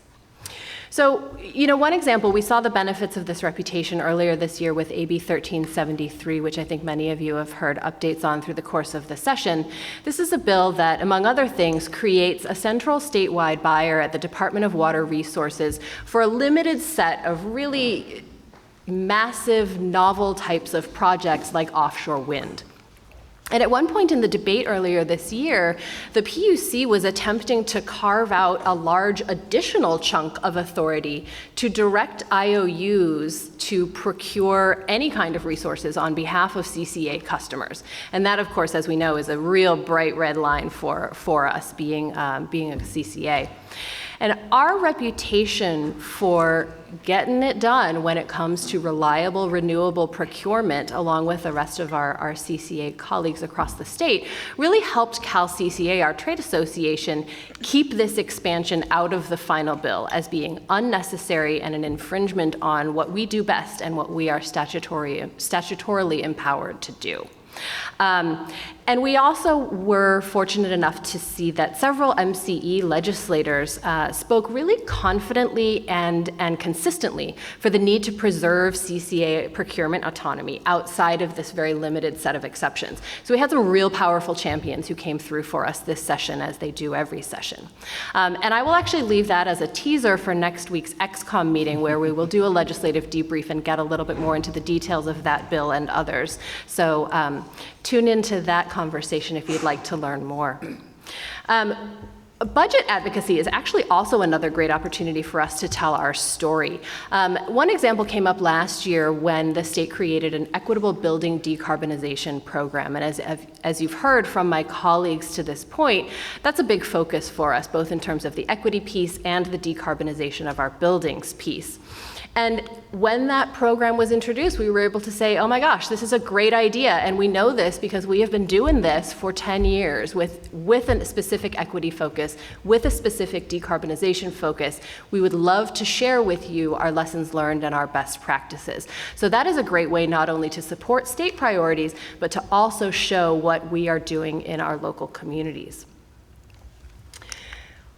MCE is also building a reputation for not shying away from tough issues and for leading with our values as we engage in these debates. And this year, regionalization was one of the examples of that kind of issue, where a lot of folks are really seeing this issue as an either-or question. You either build big renewables that are really far away from load, or you build small stuff and customer-side resources that are close to load. But as you've heard today, and as we've really found in our experience as a load-serving entity, that's a false choice. And we actually need all of the above, and as much of it as we can get in order to reach our 100% clean and renewable goals. And in this debate, MCE was really well positioned to make that all of the above argument, because we do have that strong track record of supporting local renewables and supporting robust customer programs across our communities, as well as our contracts with larger resources outside of our footprint. So we're really walking the talk on that all of the above type of resource, and we're leaning in at all scales and in all locations.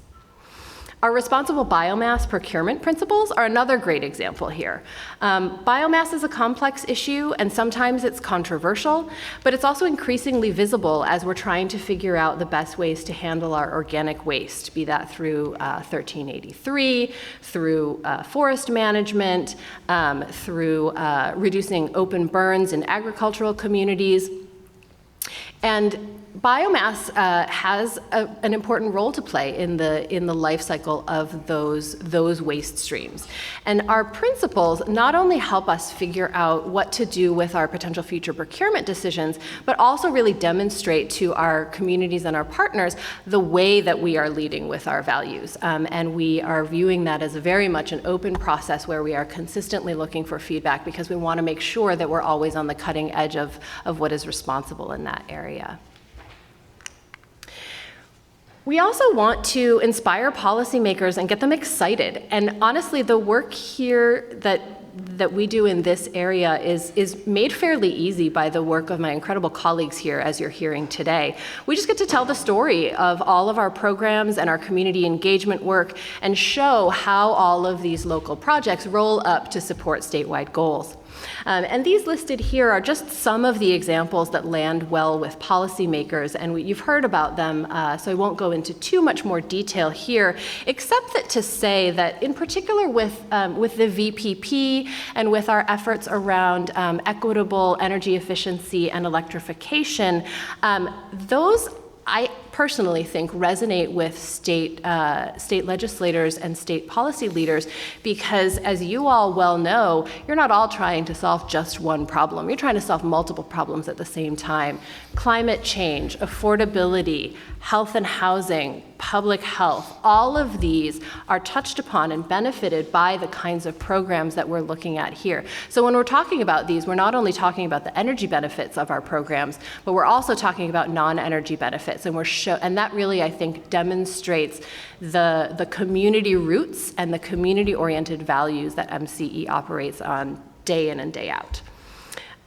So at this point, I think we also want to pause here and ask for your ideas and your input. The three pillars of our legislative storytelling are reliability, affordability and equity, and of course, decarbonization. And what we're really interested to know are what particular stories or projects or impacts from your community do a good job of illustrating MCE's impact in these areas, and what would really get state level policymakers super excited about MCE.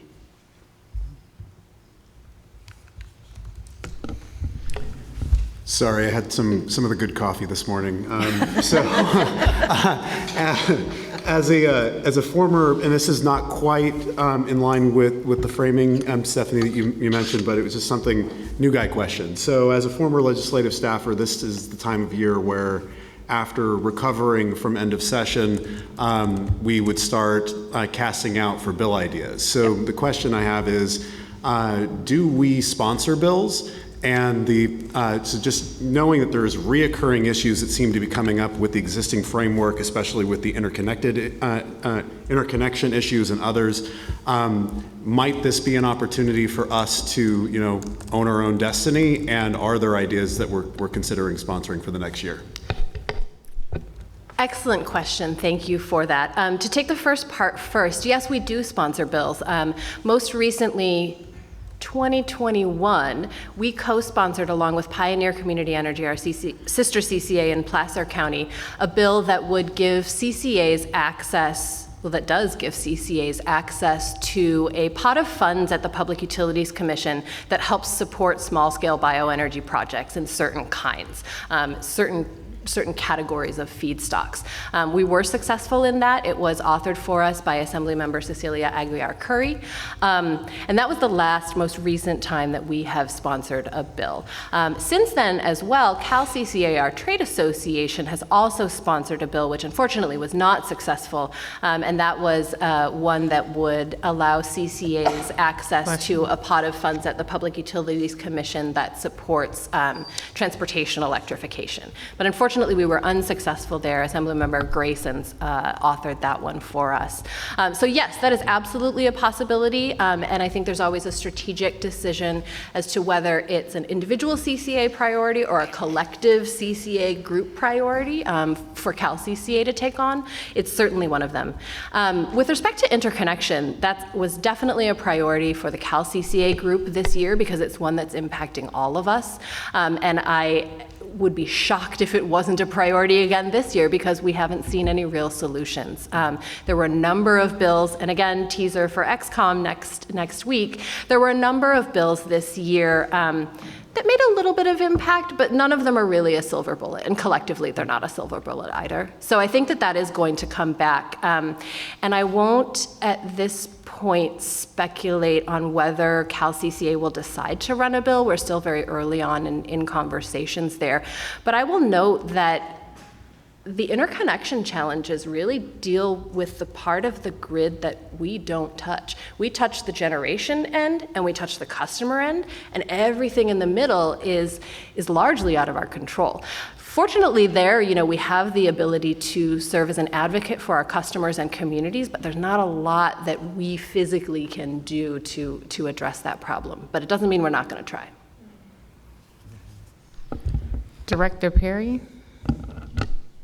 Yes, thank you.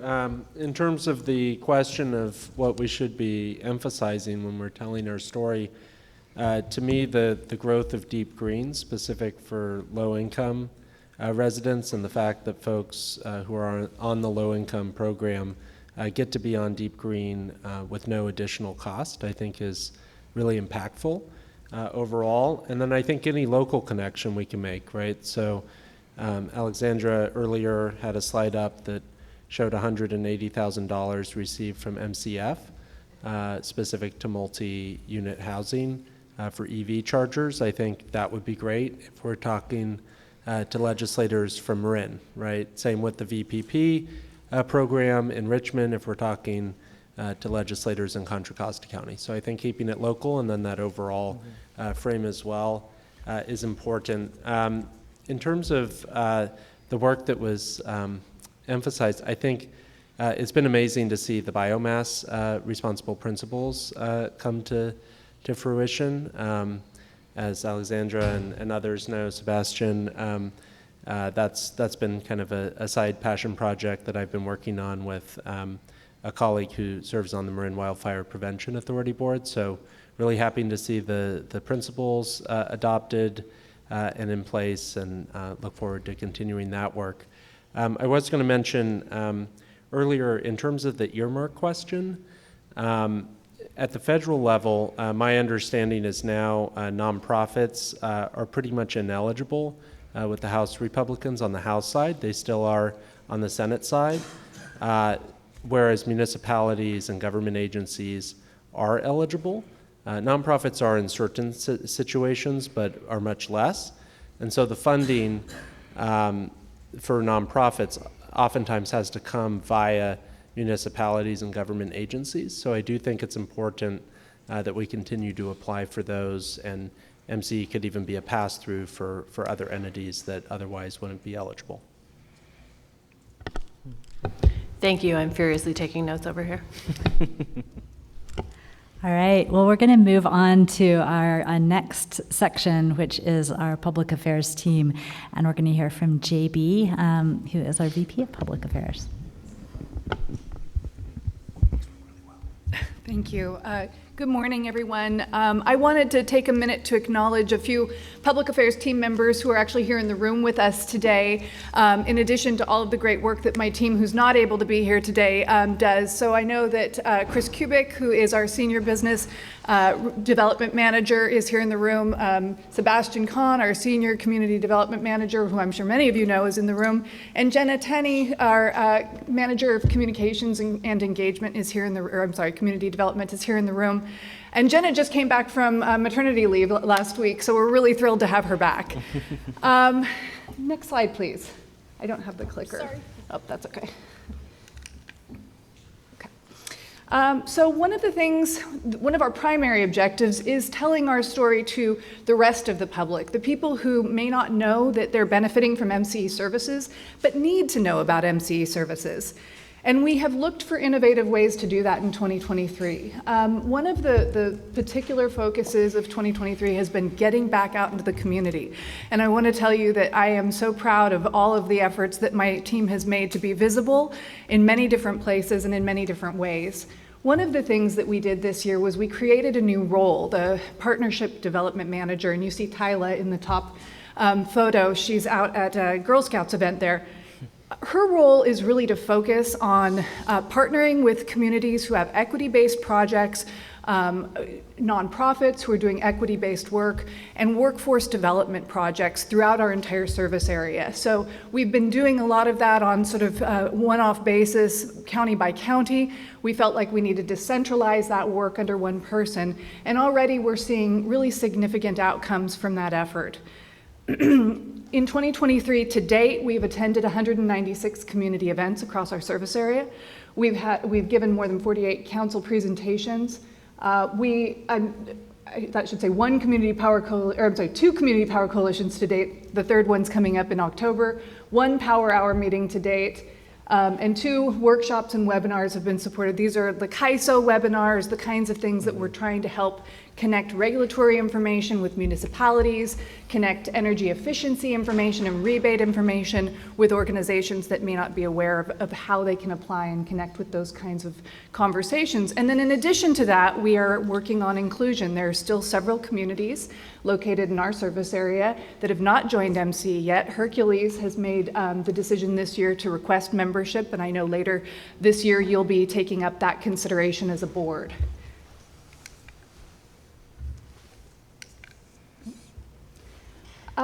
We are also, as I mentioned, really focused this year on building equity-based engagement. And one of the ways that we have been doing that is through talking to our community partners about what are the things that they most need, how can we be most effective. One of the things that's come out of those conversations is sponsoring a workforce development program that we have put more than $10,000 into priority communities, helping to assist first-generation college students with connecting with green workforce opportunities.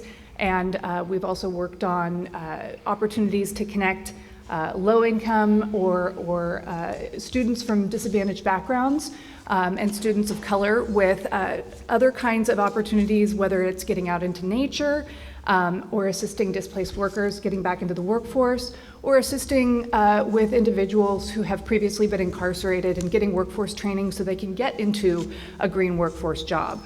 We've partnered with 9 entities on workforce development, and we have done outreach to more than 15,000 diverse applicants. And we're sponsoring the Next Gen Trades Academy this year. So, in addition to that, we're trying to tell our story in lots of different ways. So we're connecting with new audiences through community-based organizations, through their news outlets, contributing articles and information to them that they can then share with their audiences. We're really focused on enhancing language accessibility across our service area this year, and to do that, we've implemented a Spanish language tiger team internally that is reviewing and making recommendations for all of the work that we do and how we can better connect with communities who are non-English speaking to ensure that they both understand how they can take advantage of rebate programs and participate in our services, and learn more about what MCE does and how we can benefit their communities. In addition to our Spanish language tiger team focus, we are, as you know, in the middle of a website and brand refresh. Many of you participated in that survey, and I want to pause and thank you for that, because your feedback is super important to us to understanding how you see the work that we're doing, the value that our brand has in the community, and how we can better explain what we're doing to your constituents. And I did just notice that there's another member of my team here that I want to acknowledge, Noelle, who just came back from a fabulous trip through Italy. So Noelle is our graphic designer. Thanks for being here today. We have been busy in the communications front telling our story in writing. We've done many press releases this year, as you can see, 18 press releases, 17 blog posts, and 9 e-newsletters produced to date.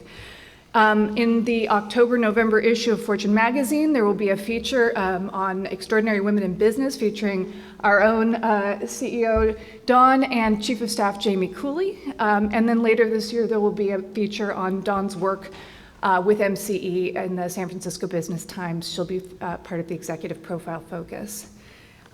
We've been mentioned or had programs discussed in 23 articles and local media stories to date. And later this year, and I don't want to step on Shaheen's good news, but we are going to be receiving the North Bay Business Journal Award, and we were really honored to be able to work with his HR team to help tell their great stories about the work that they're doing to help make sure that they're getting the honor that they deserve. We are also focused on behavioral change.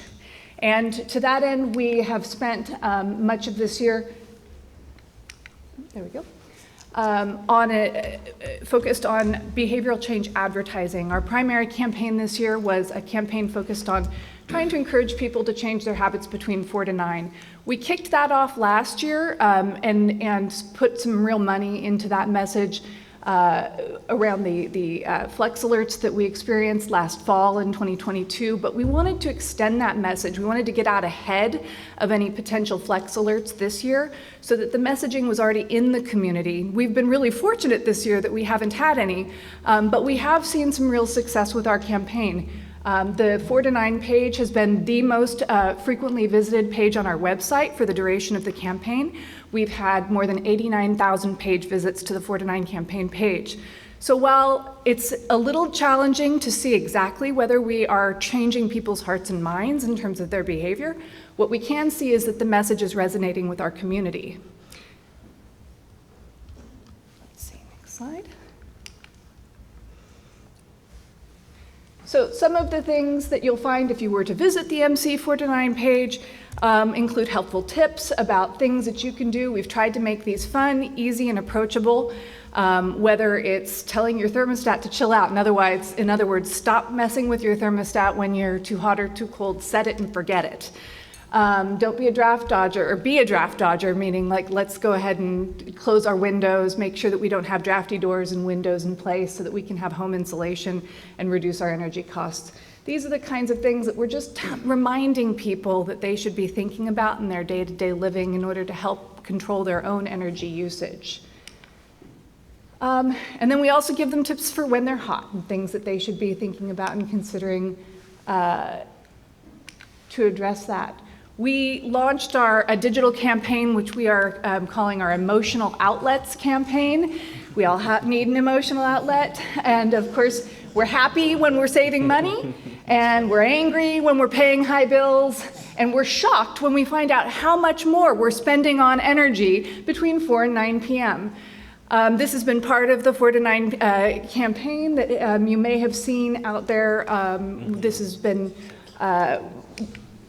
pretty successful. We're also trying to tell people via social media that in accessible ways that there are fun things that they can do. Saving energy isn't, necessarily a message that should be boring, right? Because and Bill Hader is super excited about all of the ways that you can save energy.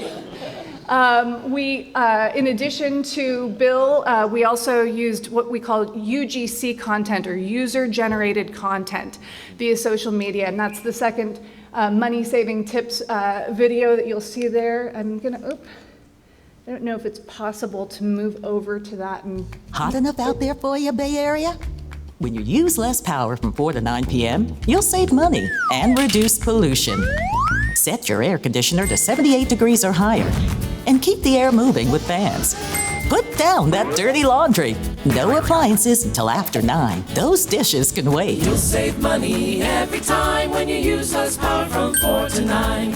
This message is brought to you by your friends at MCE, empowering our clean energy future. That's a streaming television and radio ad that you may have already seen because we actually produced that in 2022, but we're reusing that again this year as part of the campaign as well. There was another video, but it's okay. We don't need to go back and play it. What I was saying about user-generated content is on social media platforms, you'll see influencers now. They're really producing much of the video content, and what you want to do when you're producing content is create pieces that look like they are, something that is being generated by an individual rather than an ad coming from an organization, so that you can get more engagement and try and get copycat social influencers to do similar kinds of messaging and memes.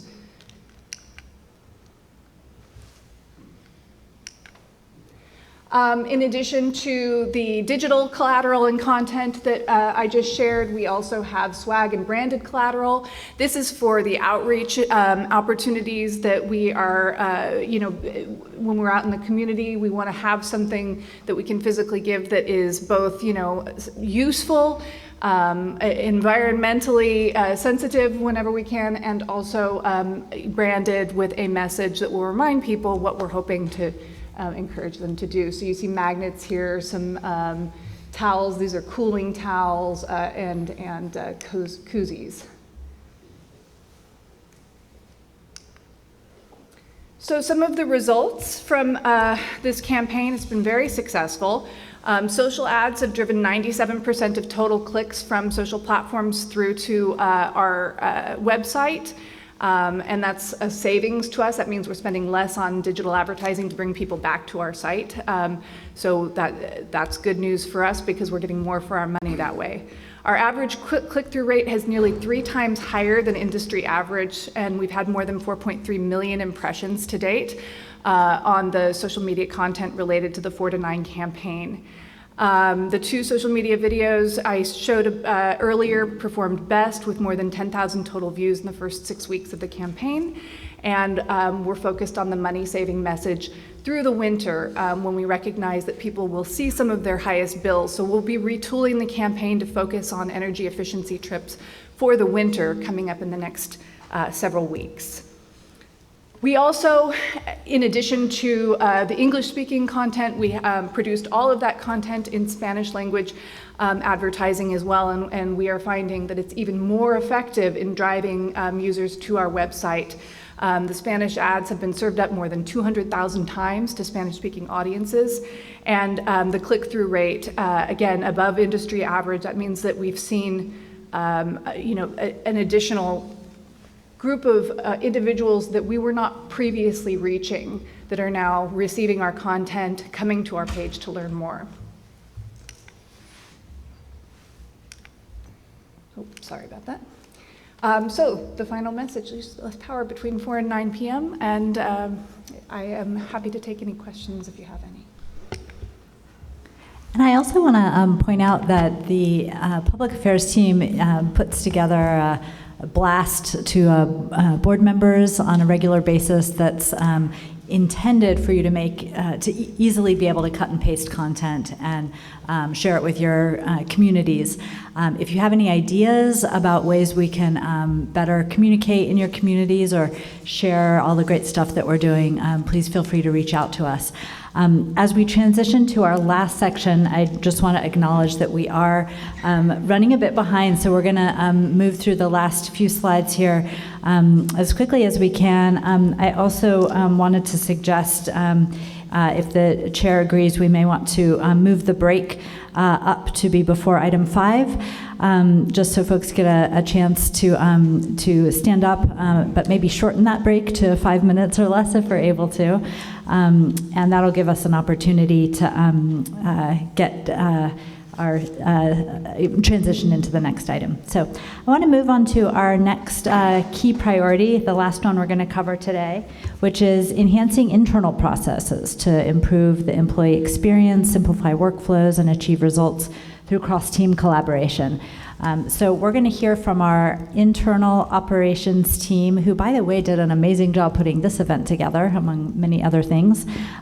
So Justine, I'm going to hand it over to you. Thank you, Dawn, and I plan to be fast. Internal operations is quite an efficient team.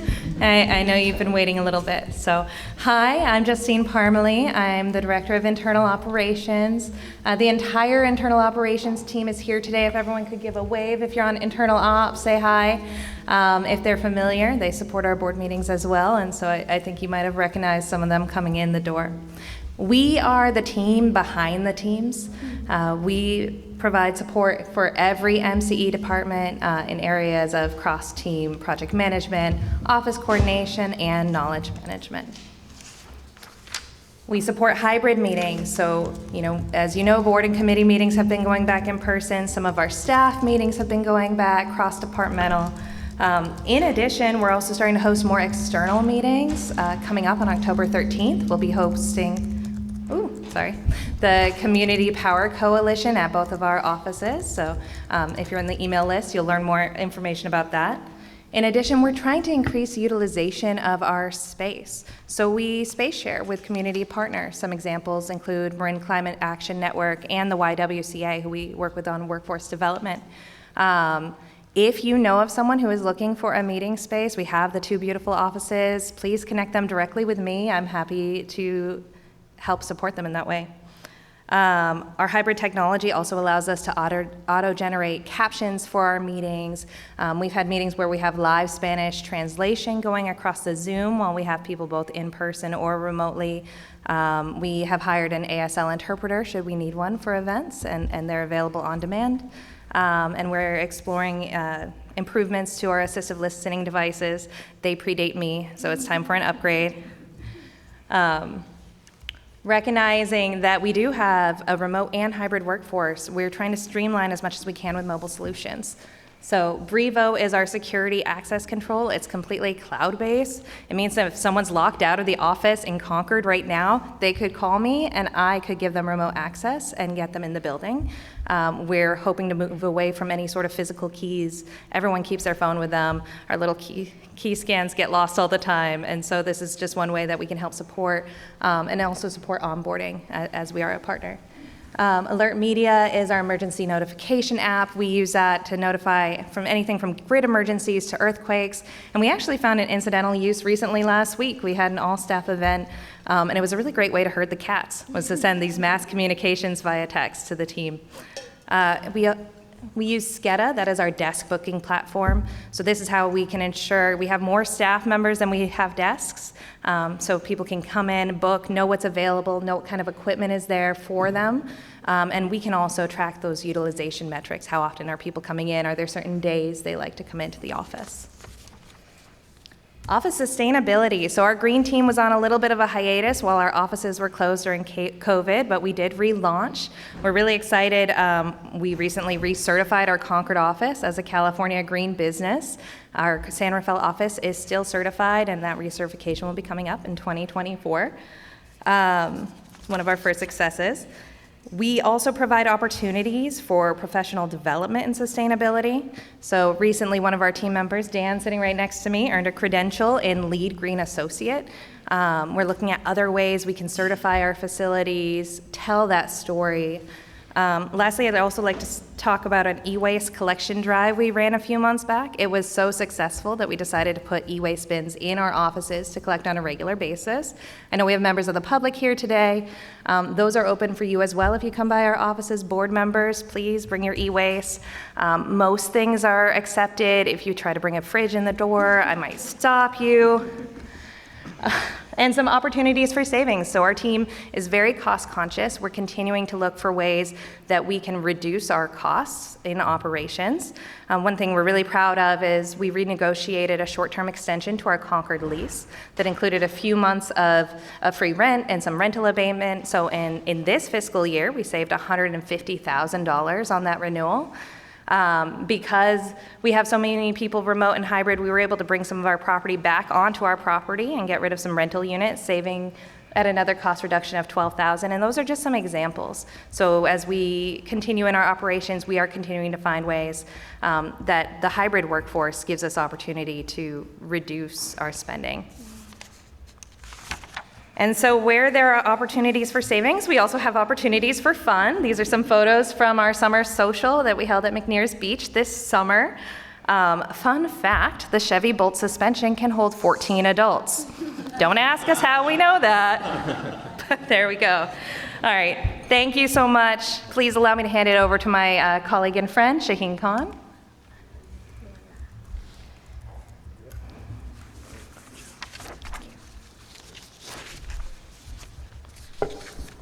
Hello, everyone.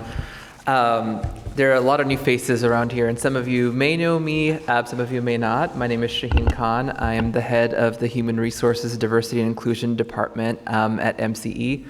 Before I go into my slide deck here, I just want to give a little bit of information to some of our newer board members just about our culture and about what our staff appreciate at MCE.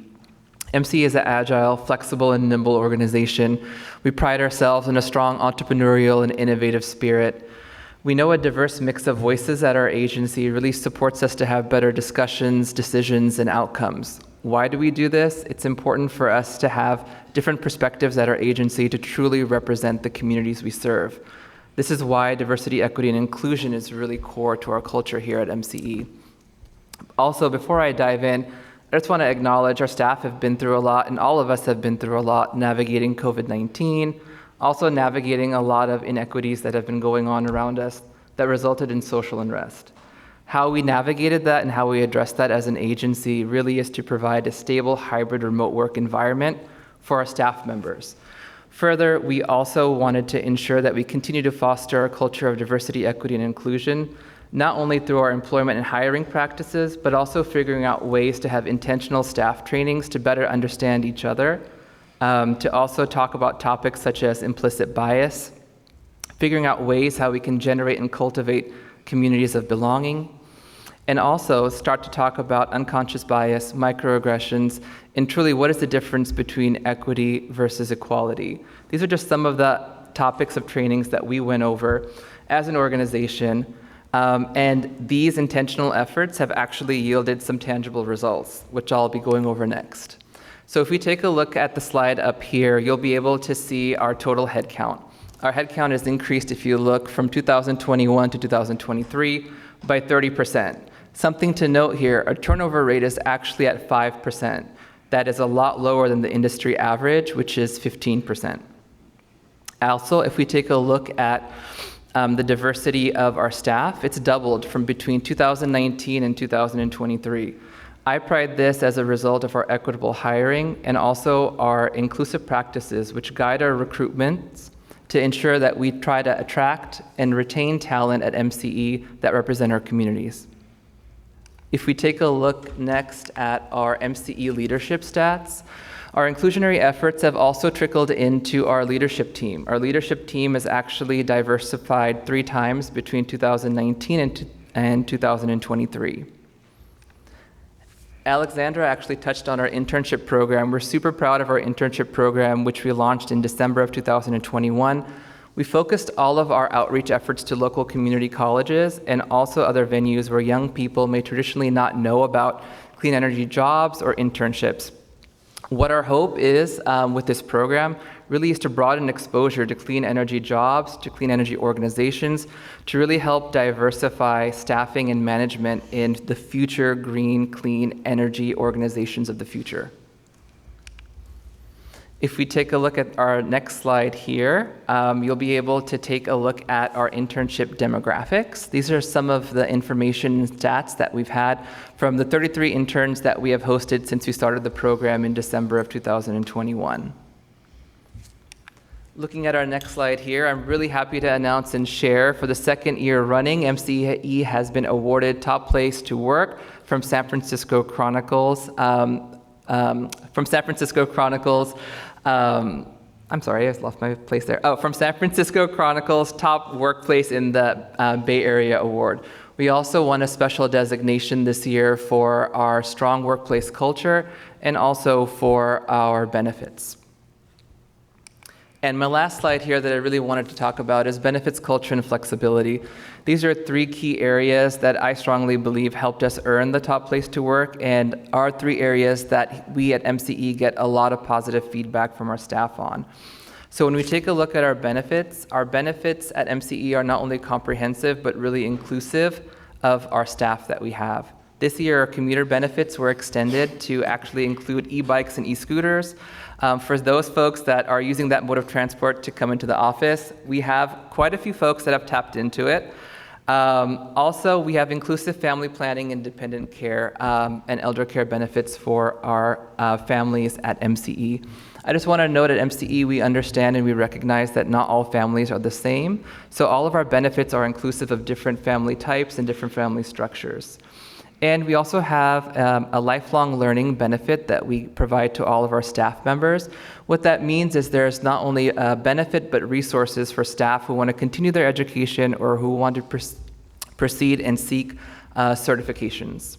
Our culture at MCE, I briefly touched on it at the top of our meeting here, but what I also want to highlight, and Justine has kindly mentioned already, we have started hosting and holding quarterly in-person staff meetings, and we have also started to have in-person departmental meetings and training and collaboration sessions. This is to ensure staff not only continue to have flexibility with our hybrid working environment, but also we find time to remain connected to each other through intentional in-person meetings. We have seen a lot of positive feedback with us having in-person meetings that have true value in our collaborative efforts. We also have remote coffee breaks, and we have a thoughtful onboarding process that we've come up with that is not only hybrid, but also has started to have in-person elements to ensure that we start all our new staffers up for success from day one when they start with us. And finally, flexibility. We've received a lot of positive feedback from our staff on the HR team for our approach to leave planning. There's a lot of circumstances that have been surrounding us the last few years. Folks have had to take some time off, and we've been there to support them during that time. And finally, hybrid work environment. I cannot stress enough, the number one thing that we've actually been hearing from not only prospective job applicants, but also from our staff at MCE is our approach to our hybrid work environment. Why? Because we have not only been consistent but transparent in how we implemented our remote work policy across the organization. And with that, I conclude, and I will pass it off to Technology and Analytics. Yeah, great. Hey, good morning, everybody. My name is Karamveer Singh, and I'm manager of Analytics and Data Systems. I'm filling in for Shiva Chaudhary, who is the VP and department head for Technology Analytics Department. And ours is a relatively new department, formed 4 years back. And the objective for our department is to support MCE as a data-driven agency. Over a period of time, we have successfully replatformed a bunch of in-house technical systems and solutions, which were earlier hosted by our data partners. And we continuously work on building the analytics solutions to assist numerous MCE departments towards our mission and vision. We have 4 different verticals in our department. One is the data analytics platform. The second one is CRM, which is the customer relationship management. And the third one is information technology. And the last one is the special projects. So I'll quickly walk through with the first one, which is the data analytics platform. Over here, we have started processing the PG&E bills and the invoicing, which is very much helpful for our customer support representatives to assist our customer inquiries for any billing-related questions. Likewise, we also have an in-house solution for the data analytics request, which we host and provide support for multiple MCE departments for their data needs. And as you can see that in the last quarter, we addressed close to 30 such data requests. We also have built recently an additional dashboard for the PG&E interconnect report, which provides the solar penetration and the solar installations in our service area. And it is quite helpful in terms of understanding the trends, which we can see how the solar installation is happening in our service area. Likewise, we have a new vendor which we have onboarded. It is Amperon, which is an additional load forecaster, and it is assisting our load forecasting as daily submissions, and mostly for creating some modeling on the short-term load forecasting.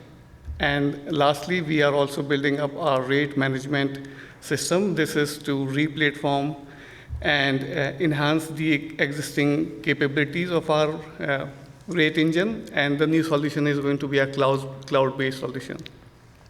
Likewise, we have built CRM system from scratch in last 3+ years. Now, our CRM system is an in-house solution which we use to serve a lot of MCE departments and their CRM needs. One special mention is about building a self-service model for the third parties. These third parties and third-party vendors they work closely with the CP teams, and providing them the limited access on our CRM system gives us an opportunity to share the details about our customers and their programs on a very timely and error-free platform.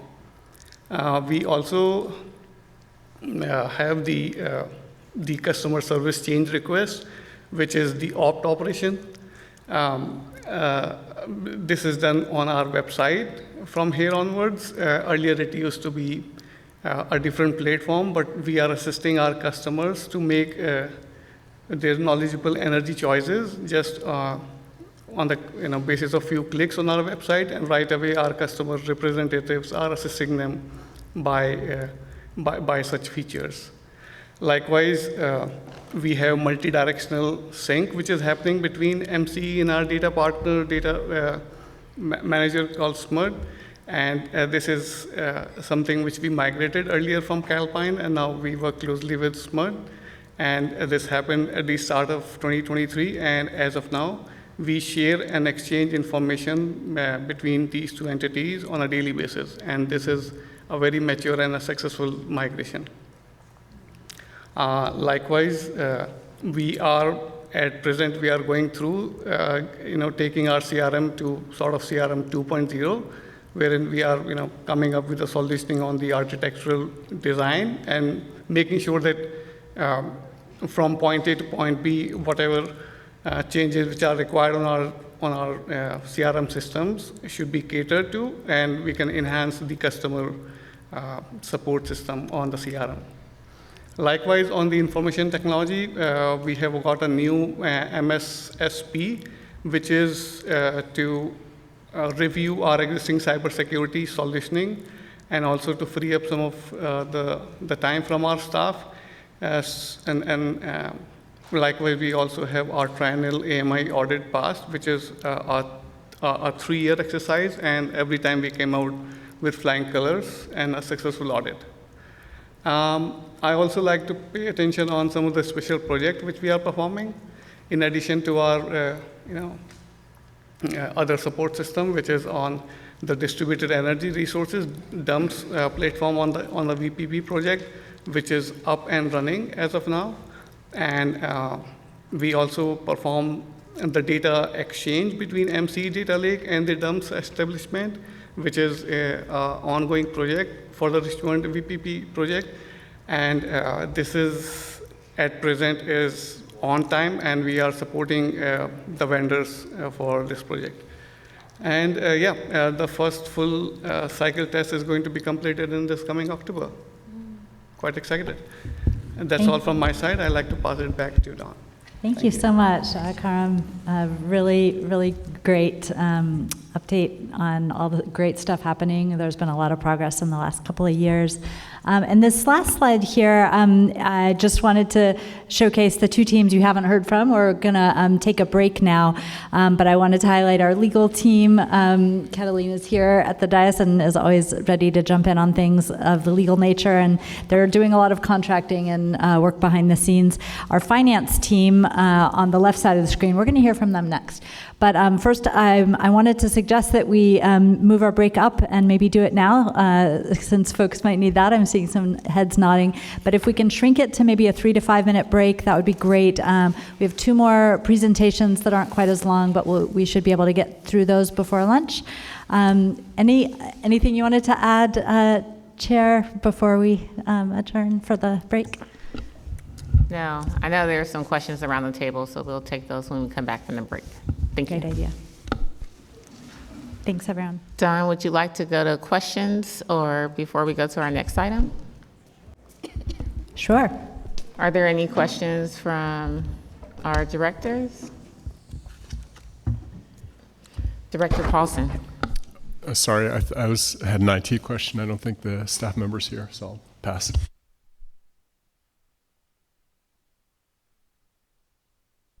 Yeah, Don, on the earlier, just briefly, the load predictor, that's something, I think there was a surge in September of 2022. So I'm assuming this is kind of an AI thing. Has it been trained, and would it have predicted that load?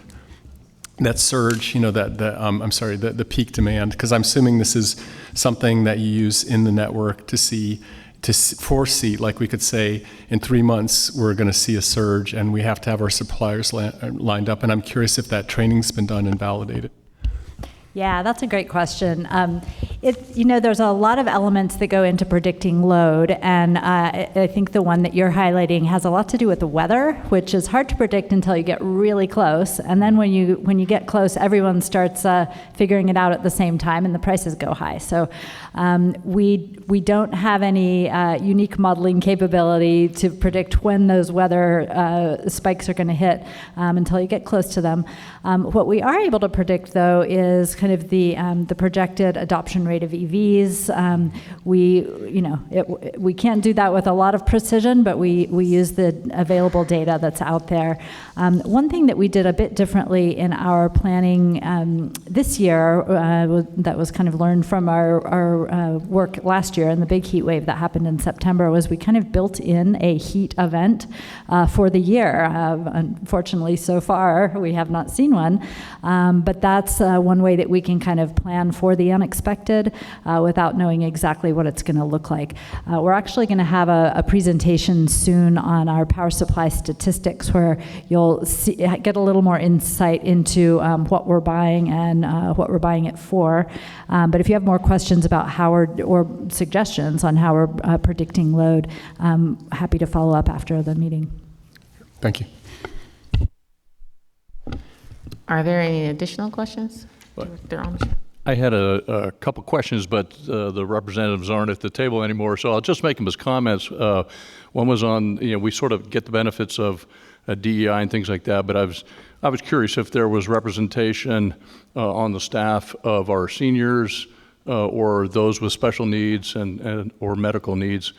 And then secondly, on the social media side, there's a lot of great information put out by MCE on some of the ways to lower bills that apply to a lot of people. A lot of those are lower income, multifamily, contractors, et cetera. But there's also the information about the medical baseline program, and I wondered if we are going to push out information on that, or maybe we are pushing that out, but it's something that we have a lot of people in our community who have special equipment needs for additional electrical power, whether it's CPAPs or dialysis or scooters or you name it. There's all sorts of different benefits that they can receive through that medical baseline program through the PG&E application or for heating and cooling and things like that. Yeah, great question. And yeah, we do have some programs that are specifically targeting seniors and customers that are on the medical baseline program. Because that program is CPUC directed and administered by the investor-owned utility, we don't directly recruit folks to sign up for it, but we do have visibility into who is signed up for it, and we're able to reach out to that specific customer base on some of our programs. And one example is a portable battery giveaway that we've done now on two separate years during the summer.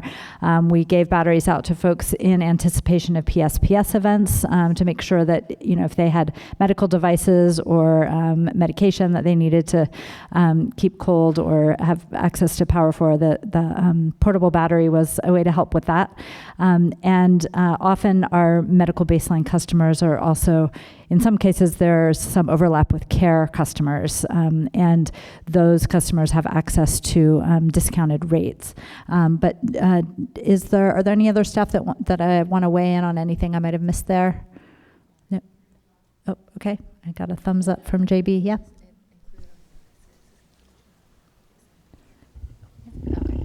I'll just share, we also share information about medical baseline and care on our enrollment notices.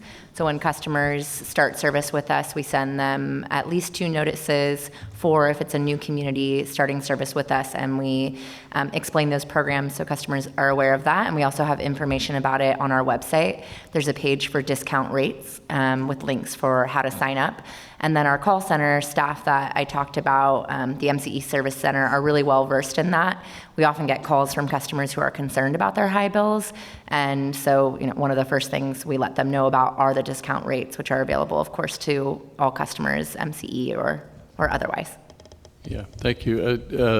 It's just that there are a lot of people in our community that probably could take advantage of that program, and even if it's offered right at sign up and things like that, a lot of people don't catch that. And I've talked to a lot of people who aren't even aware of the program, and could really take advantage of it. And so that's why I'm thinking maybe an outreach or a kind of a social media push might be advantageous. So thank you. Great suggestion. Thank you.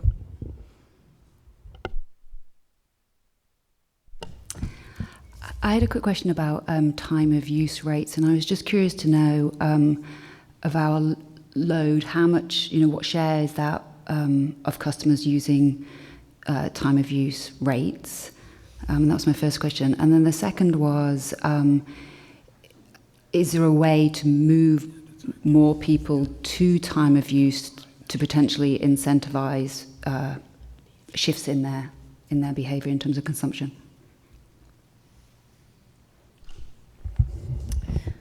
I believe all of our residential customers are on time of use at this point, and I'm looking in the audience. I know our senior rate analyst is, Justin. I don't know if you want to help answer that question or correct me if I'm incorrect there. Step to the podium if you want. Where's the you're welcome to step to the podium, Justin. Thank you. Sorry, thank you. Okay, sorry, thank you. I heard that question. I thought, shoot, I wish I was sitting up there so I could answer it. So thank you for the opportunity. We have about 70% of our residential customers are on time of use rates right now.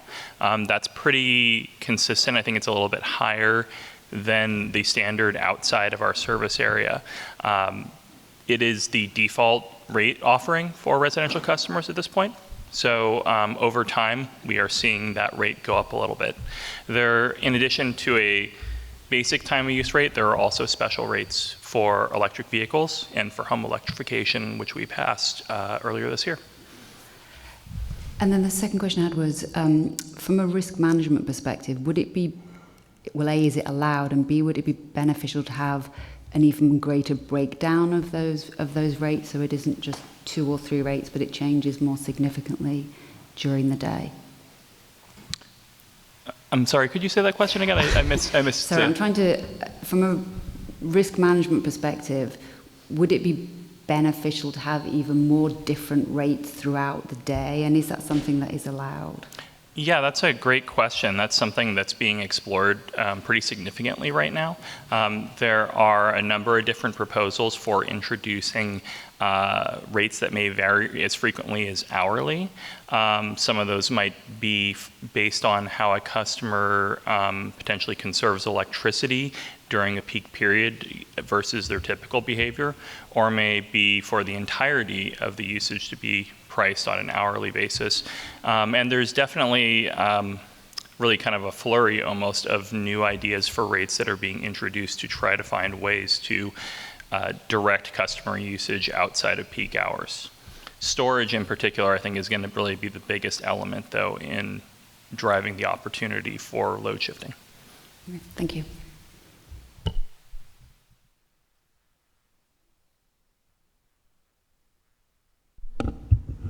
All right, I'll turn it back over to you, Dawn. All right, great. Well, we're going to move on to our next item, which is an update on MCE investments. We're going to hear from Garth and Efren from our finance department. Yeah, thank you, Dawn. So, yes, I'm Garth Salisbury, the CFO and treasurer for MCE. And the last picture that was up just before we took a break, there was 2 groups. It's finance and legal, and I think you have to agree it's really good-looking groups, right? Those two groups, and I'm happy to be part of the finance department. We have 2 members of the finance department here today. You just heard from Justin Kudo. He's our senior strategic analysis and rates manager.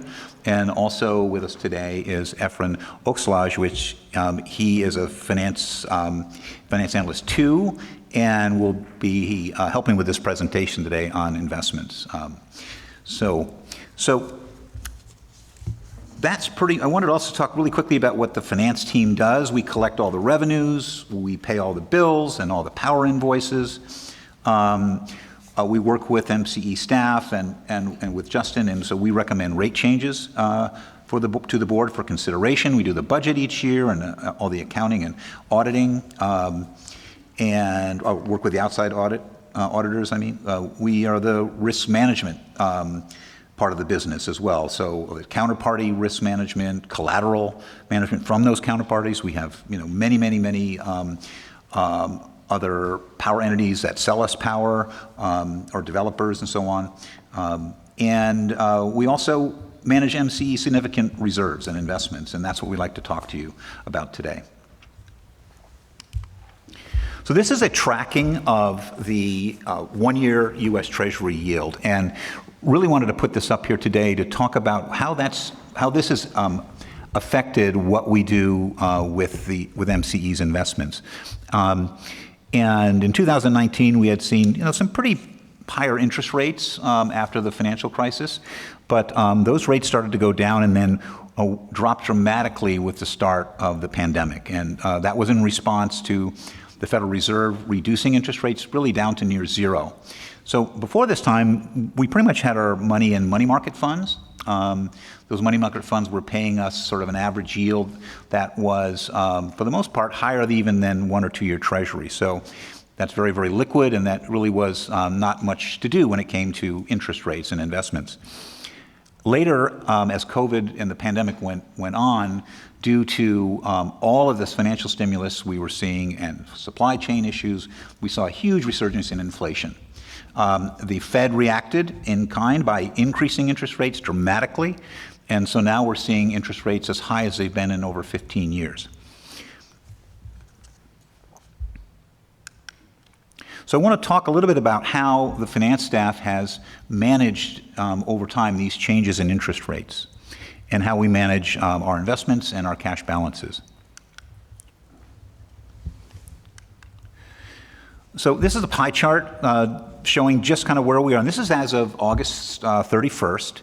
And it's a breakdown of our investments sort of in 3 basic tranches, which is very, very short money market funds that we use for our day-to-day cash. There's sort of intermediate funds, which we invest out to sometimes as far as 2 years, but mostly 1 year and less, in CDARS and CDs, which are different types of bank CDs. And then we have an outside money manager that manages fixed income investments out to 5 years, which is the limit that we have in our investment policy.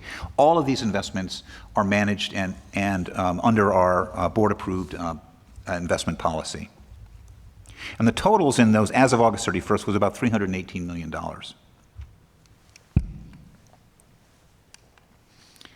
So a quick summary of the portfolios. Again, I said we break it down kind of into 3 different tranches. The first I'll talk about is the fixed income portfolio. This is held by outside, these are actual securities, held by MCE's trustee bank, US Bank. They are managed by a firm called Chandler Asset Management. It's a portfolio of U.S. Treasuries, agencies, corporate bonds, and asset-backed securities. The average life of these securities, again, these are all fixed income, all bonds that pay interest, is about 2.81 years. So again, the max we can invest out is 5 years, but it's a very, very diversified portfolio with lots of limitations on individual companies and individual types of securities. But the average life, if you want to, it's like the term, is about 2.81 years. The next tranches are CDs and CDARS. These are fixed income securities that we purchase through the bank. They're either FDIC insured or they're collateralized. We manage those, as I said, the finance department does. The average life of that is about 9 months. And then finally, cash balances. This is how we manage our operations. We need to remain very, very liquid for fluctuations in money coming in and going out, or for a heat event and so on. So we keep that at about 1/3 very, very short investments. I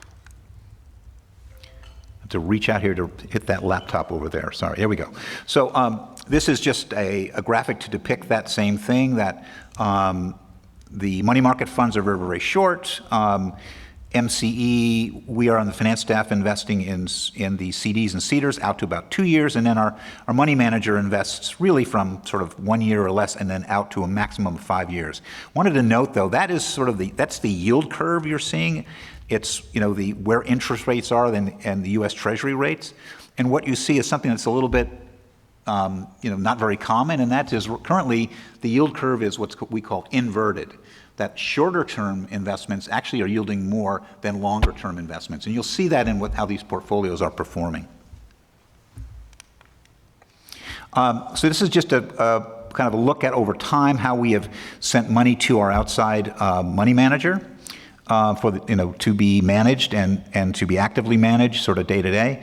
We started out sending them $40 million back in November. That's steadily increased through August to be, now they have around $90 million. And we do intend to be sending them more cash to sort of keep that balance between the longer term, intermediate, and short term. This is a look at what we do in the finance staff, which is investing, in the CDs and CDRs. And so this is really a tracking both of the amount we have in those securities and in the interest rates. And as you can see, most recently, we're just about up to about $99 million, but at a yield of about 5%. And for how short these are, that's a very, very good yield.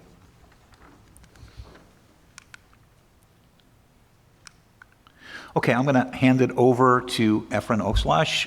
Again, Efren has really embraced the whole investment things and learned a lot about them and helps me quite a bit. And he's actually put together this presentation as well. Efren? Thanks, Garth. Yeah, hi everyone. My name is Efren. I think this is the first time that I get to do a presentation at a board of directors meeting, so pretty excited to be here. So yeah, let's get started. So what we want to do next is give you an overview of some of the key characteristics of MCE's various holdings that Garth just discussed. First, we have the cash balances that we have at River City Bank. As of August 31st, MCE had $118 million at River City Bank. 105 of that was in a money market account that is over-collateralized by 110%. MCE also held $10 million in an ICS account, which is 100% FDIC insured, and it also held another $3 million in other checking accounts that are also collateralized by 110%. So the average yield of these accounts is 3.4%, and that is pegged to the yield of the local agency investment fund. And on top of that, River City Bank pays MCE 5 basis points. So because there's a lagging component to the yield of LAIF, we will see this rise over time as it catches up with the higher interest rates that we are seeing in the market because of the Federal Reserve decisions. Next, we have the characteristics of MCE's CDs and CDRs. As of August 31st, MCE held one CD totaling $2 million. This was also collateralized by 110%. MCE also held 27 CDRs totaling $97 million, which is also 100% FDIC insured. The average yield for these purchases was 5.23%. Which is pretty high, as Garth just mentioned. And they do have a short average life of 9 months. The average size is $4 million. And the total of these two securities make up about 31% of MCE's overall holdings.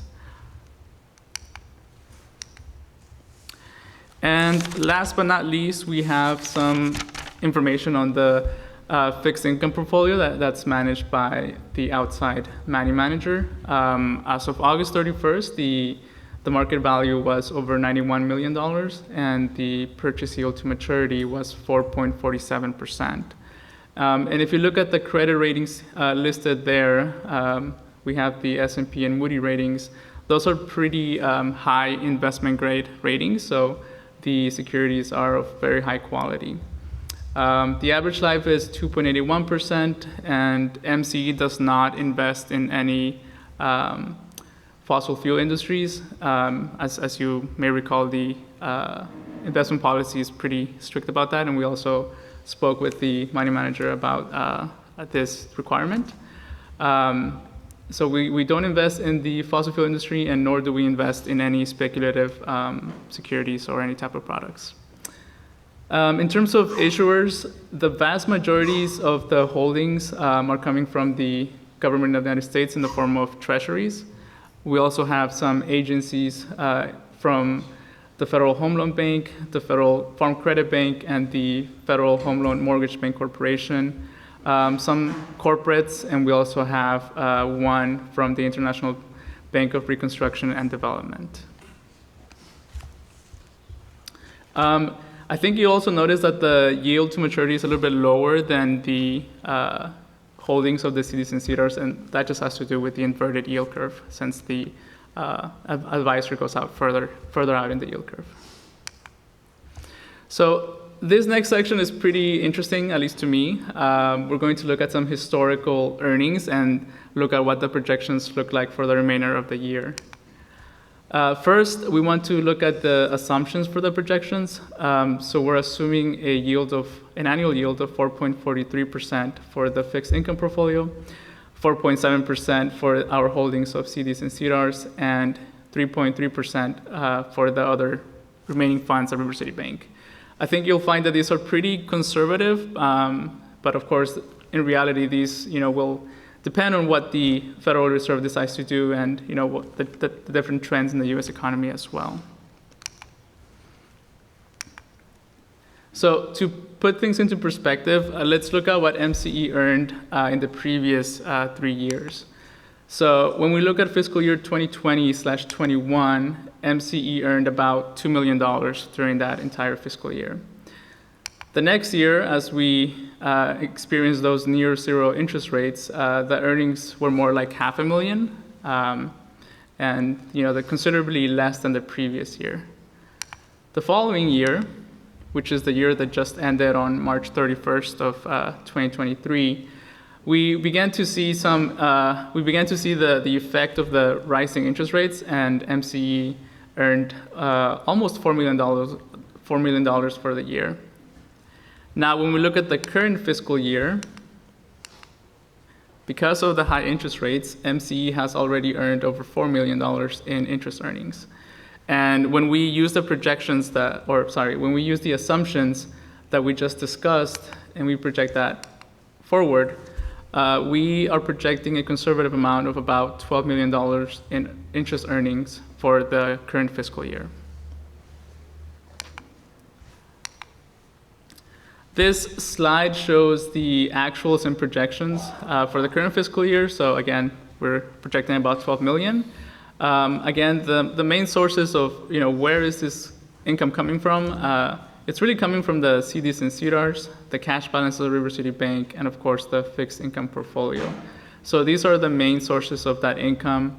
I think what this shows you is that MCE's funds are well diversified, and also being invested strategically to maximize their returns, but also to protect the principal and the liquidity of those investments. And I will pass it back to Garth. Okay, thanks, Efren. So in summary, we just wanted to share that the finance department, we have methodically been diversifying this investment portfolio. We have and always adhering to the policy tenets of safety first, liquidity, and then return on investment. This board has approved a number of changes and updates to the investment policy, and we certainly appreciate that. That allows us to keep on top of investment trends, still all within California law and the code, but also giving us some flexibility to be able to have these kind of returns, all with safety in mind. And we've been executing on that on the board's directive here and managing these reserves and our operating cash. And that's it, and we'll open up for any questions. Thank you, Garth and Efren, for the presentation. Are there any questions from our directors?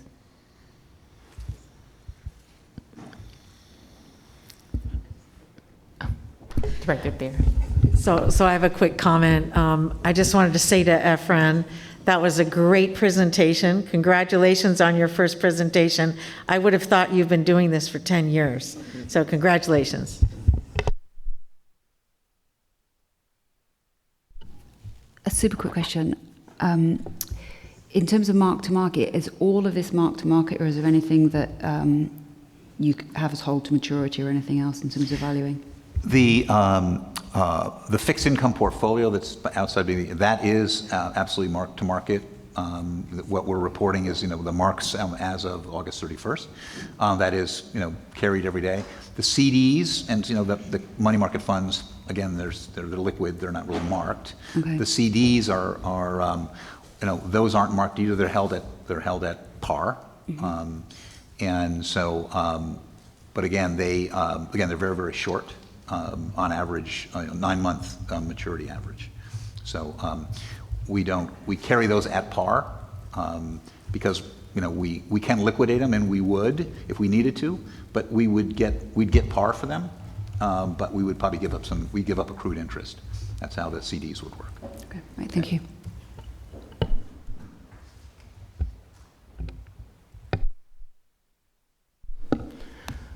Are there? Sorry, can I ask one extra question? How actively do you manage this portfolio, just out of interest? The CDs? The whole portfolio? Well, again, the outside money manager manages those literally daily. I mean, they're reinvesting interest once it reaches a certain amount that comes in. The CDs, that is happening sort of weekly. We purchase CDs usually on Tuesdays. That's when they become offered by the bank.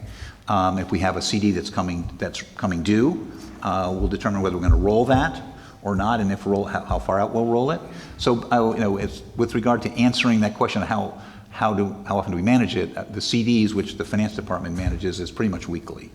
And again, we make most of those decisions on Tuesdays. Thanks. Do we have any public comment? I know we have a lot of staff in the audience, but all right, just want to confirm.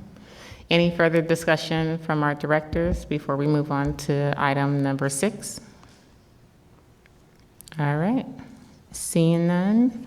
Item number 6 is the action item on the 2022 power supply statistics and contact regulations. We will be hearing from Kirby from Pacific Energy Advisors.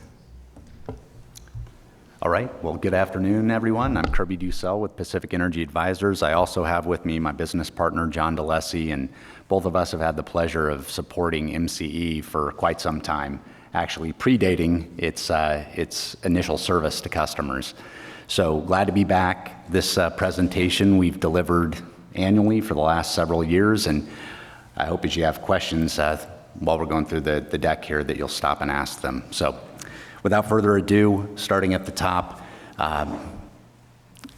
just thinking about statistics, generally speaking, obviously an important, there we go, perfect, thank you. Obviously a very important piece of the puzzle in terms of substantiating the good work that MCE does related to procurement and resource planning. The top item here, the Integrated Resource Plan, is really what sets MCE's heading in terms of meeting those targets. And the headings that are set in this document both include compliance-related obligations. So these would be obligations such as California's Renewables Portfolio Standard, which obligates MCE to purchase a certain minimum quantity of renewable energy across multi-year compliance periods leading up to 60% in 2030.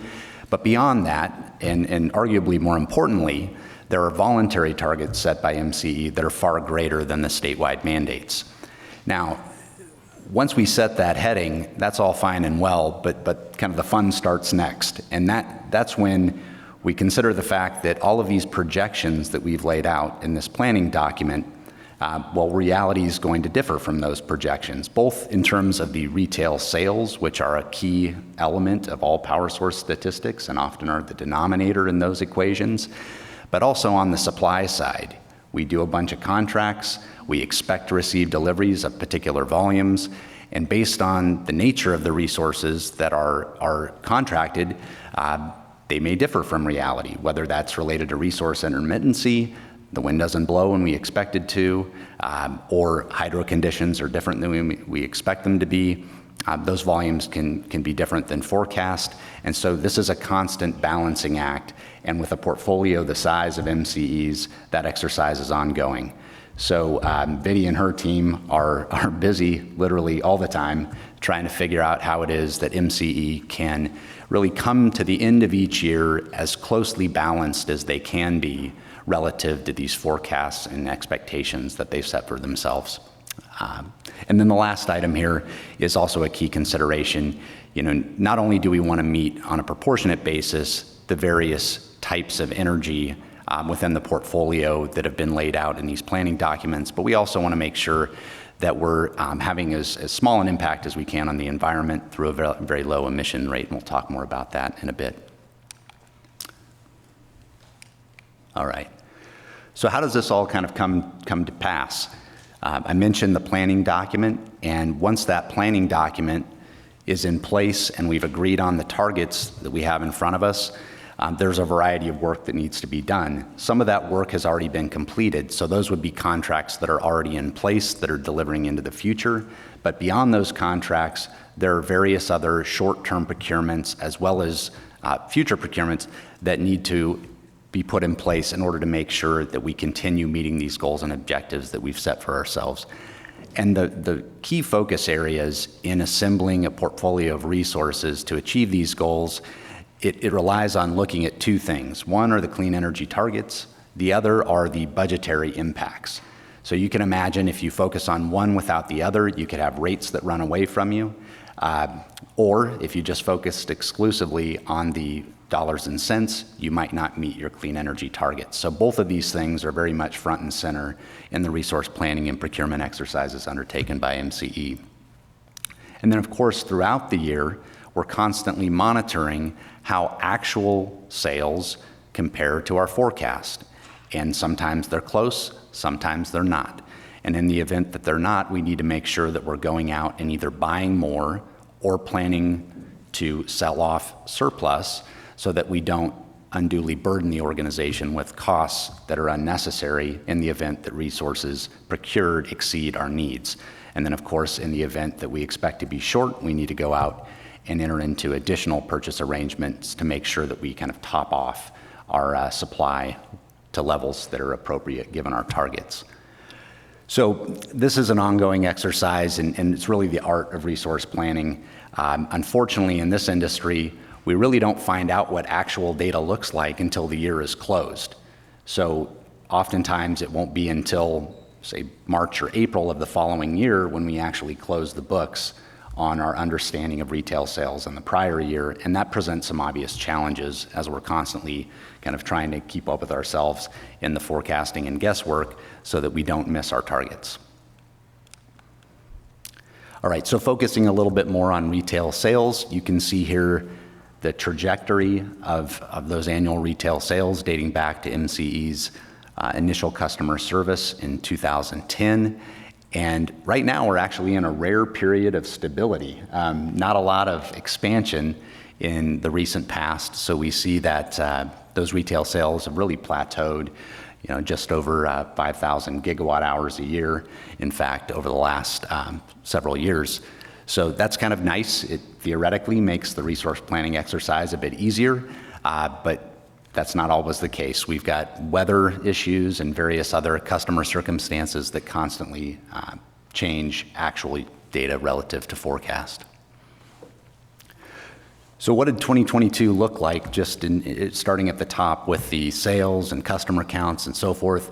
You can see here across the different retail service offerings that MCE makes available to its customers, how it is that sales break out between the residential and non-residential customer classifications within each of these service offerings. In 2022, there were over 5.5 million megawatt hours sold by MCE to its customers. And those customer accounts, as you can see in the rightmost column, totaled over 580,000. So lots of customers, lots of retail sales. 2022 was also a little interesting because there was a record set in the state of California in terms of peak demand. And you can see here that on September 6th of last year, there were over 1,500 megawatts consumed by MCE around 5 p.m. that day.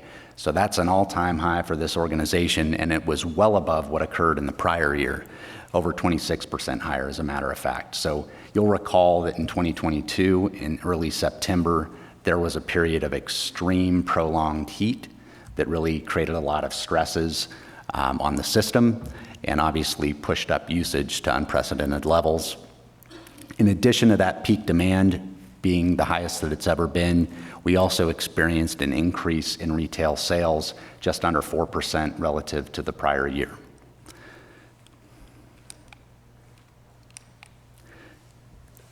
You probably can't see all the detail here, so I'm sure that we can get you a copy of this deck. I would actually argue that not being able to see the detail is part of the point of this slide, if you will. This is where MCE's power comes from in terms of the suppliers, right? We're not looking at geography yet. We're just looking at the entities that sell power to MCE. And that list is rather extensive and rather diverse, I would say.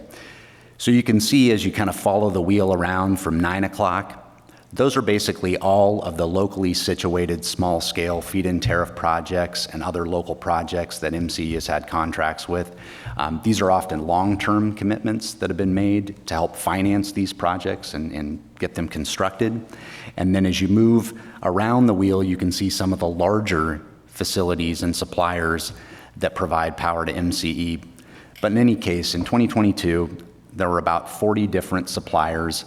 And that number is a little bit tough to actually pinpoint because there are some suppliers that have numerous contracts. So just because you see this head count, that's not all the deals that MCE has in place to make sure that it fulfills its customer commitments.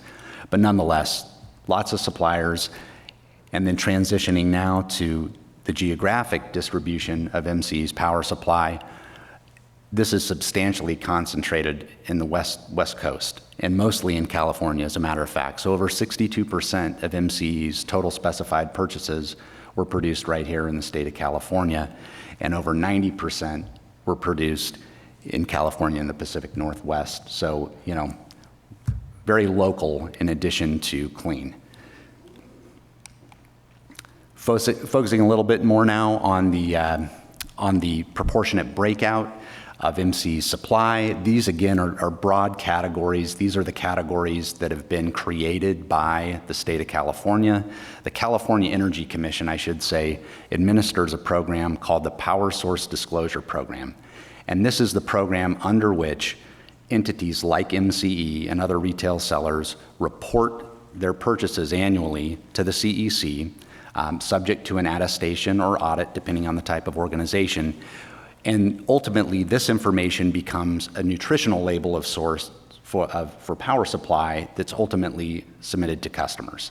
So this here is really just kind of a snapshot, and we'll look at the label itself in just a second. But because this is an action item, I would just kind of want to direct your attention to the next couple of slides, because what's happened here in assembling this information is a very thorough process to review all of the individual purchases that MCE made in 2022. These include renewable energy purchases, hydroelectric purchases, various other purchases that were made. In many cases, contracts needed to be reviewed, or renewable energy certificates, which are basically the currency, if you will, that substantiates ownership of renewable energy within the Western United States. Those were all reviewed and compiled to provide the statistics that you're ultimately seeing here. So I can tell you that I was personally involved in that, as well as members of MCE's Power Resources team, and we're very confident that at the time this information was submitted to the CEC, California Energy Commission, this was very accurate.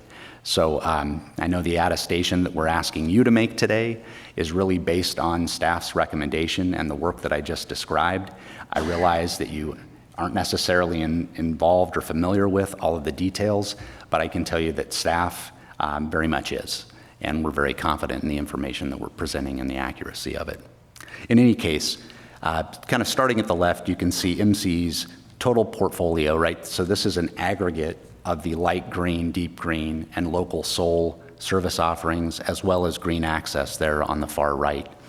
So this is a roll-up, and of course, you would expect to see that by including the various 100% renewable options that MCE makes available to its customers, that increases the overall renewable content when you aggregate those portfolios. So nearly 62% of MCE's total supply in 2022 was provided from RPS eligible or California eligible renewable resources.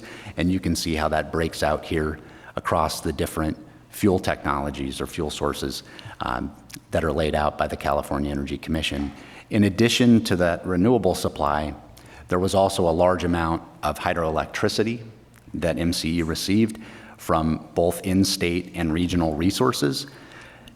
I want to draw your attention to one item here, the nuclear line item. I know that MCE has a prohibition on purchasing nuclear power, but I can tell you that this was not a specified purchase from a unique nuclear generating asset, but rather it's a purchase that was made from a product called asset controlling supply, which is, there are only 2 asset controlling suppliers, I should say, that are eligible to supply power in California. And these portfolios are located in the Pacific Northwest and are substantially sourced from hydroelectricity. But because there are small pieces of these portfolios that fall into the nuclear and even renewable category, that has the effect of making this a non-zero number in your power content label. So I'll also observe that the California Air Resources Board audits these portfolios and provides an emission factor that is very near zero that we in turn put in our power source disclosure reports for those purchases. So this kind of contributes to MCE meeting its overall clean energy purchase objectives. And again, that's the reason why we're seeing a very small amount of nuclear show up in the table here. All right, so focusing for a minute on the power content label itself. This is the actual format that's prescribed by the California Energy Commission. So if you sell power within the state of California to retail customers, you will be providing one of these labels to the customers that you serve. The format, like I said, is highly prescriptive. You cannot make any changes to this. So all of the information that we compile ultimately goes in a reporting template and kicks out the numbers that you're seeing here.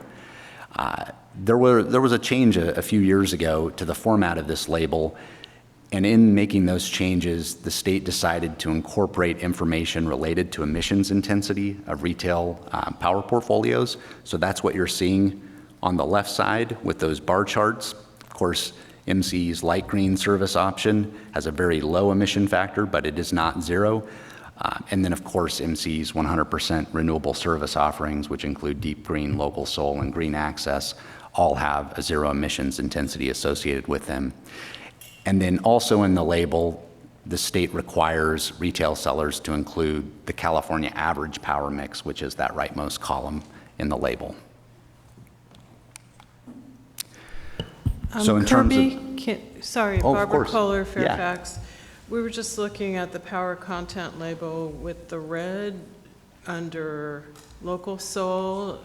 Could you explain why that appears to have... It's actually a formatting issue with this spreadsheet, and I know in the mailer that goes out to customers, this should be addressed, but that's the state emission rate.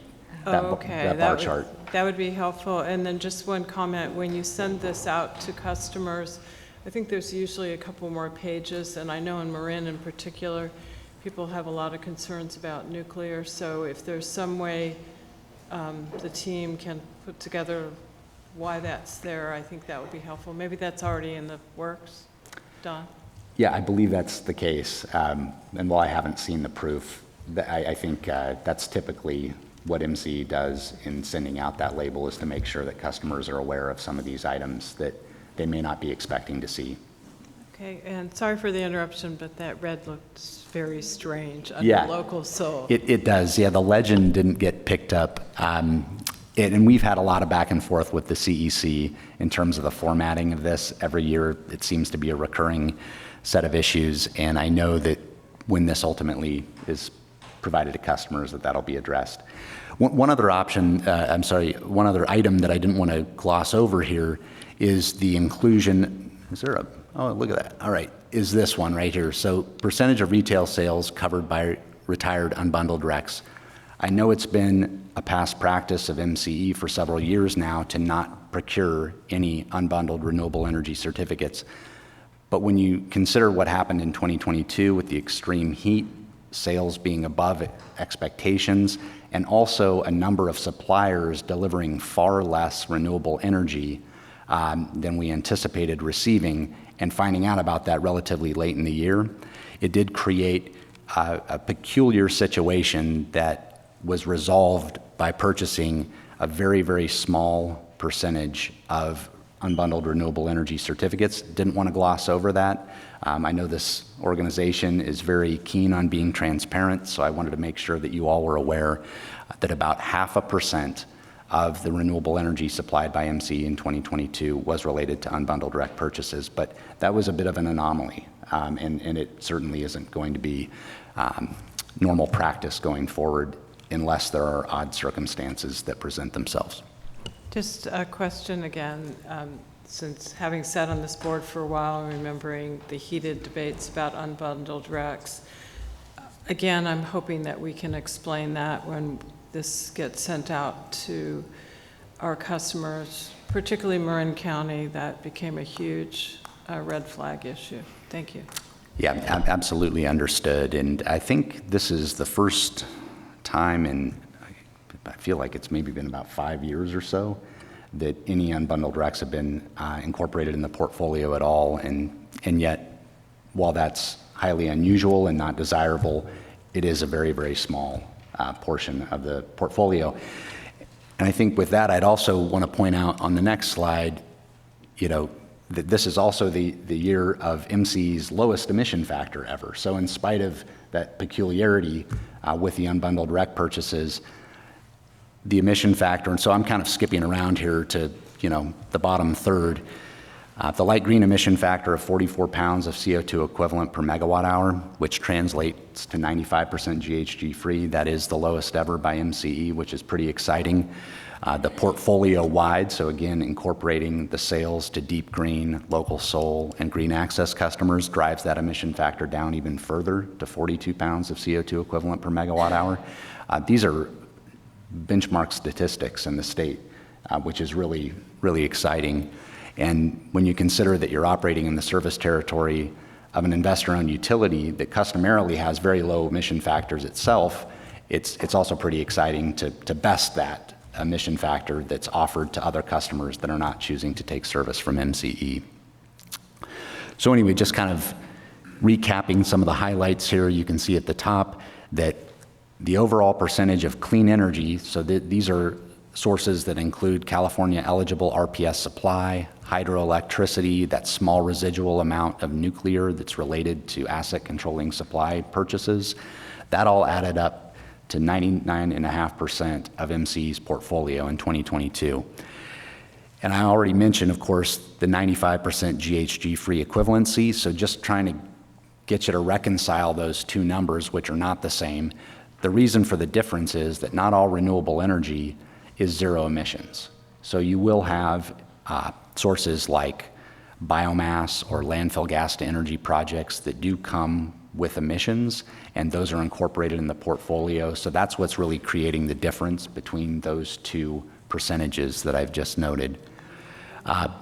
As I've already commented, nearly 62% of total supply across MCE's various retail service offerings was procured from eligible renewable sources. Already mentioned the large portion of the portfolio sourced from large hydro.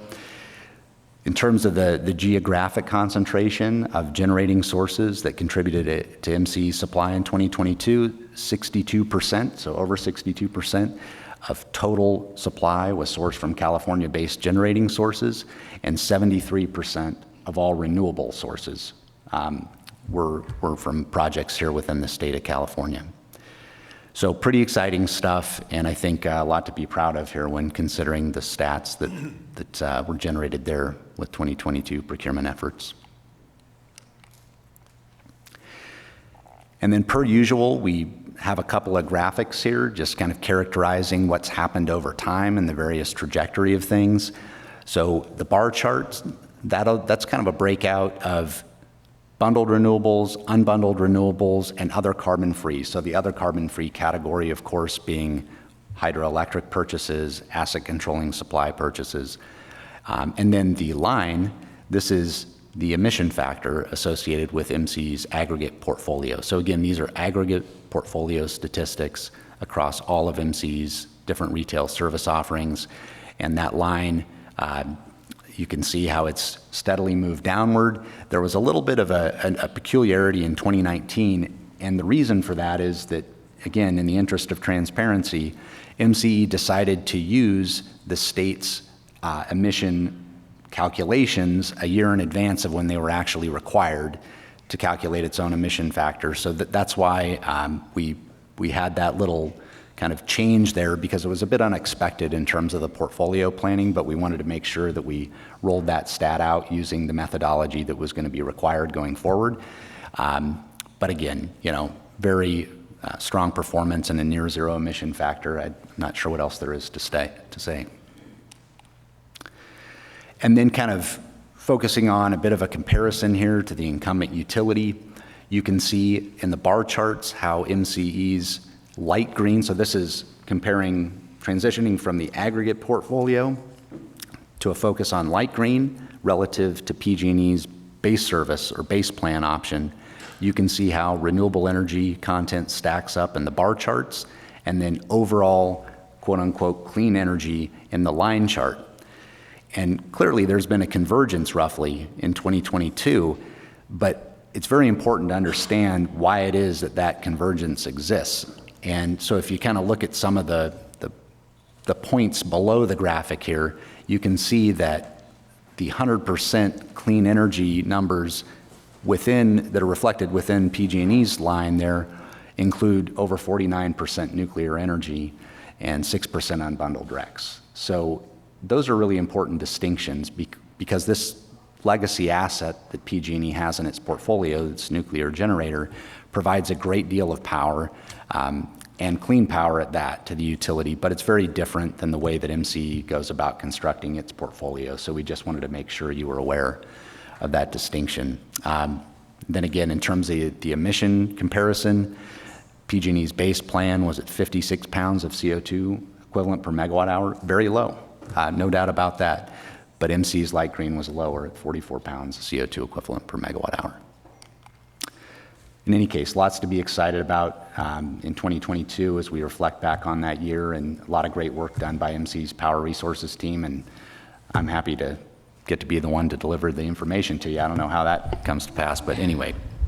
And I just want to offer up a big thanks. This is always a really exciting presentation to get from Kirby and John every year.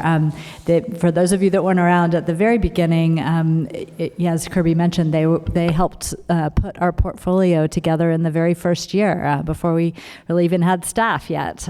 So they've been a real part of the fabric of MCE from the beginning, and it's really amazing to see how far we come year over year. I don't think we would have imagined being at this point in such a short time when we launched. So it's really hats off to our board for being supportive of such aggressive procurement policies. And if you have questions, there really are no greater experts in California than John and Kirby to help answer any questions you might have.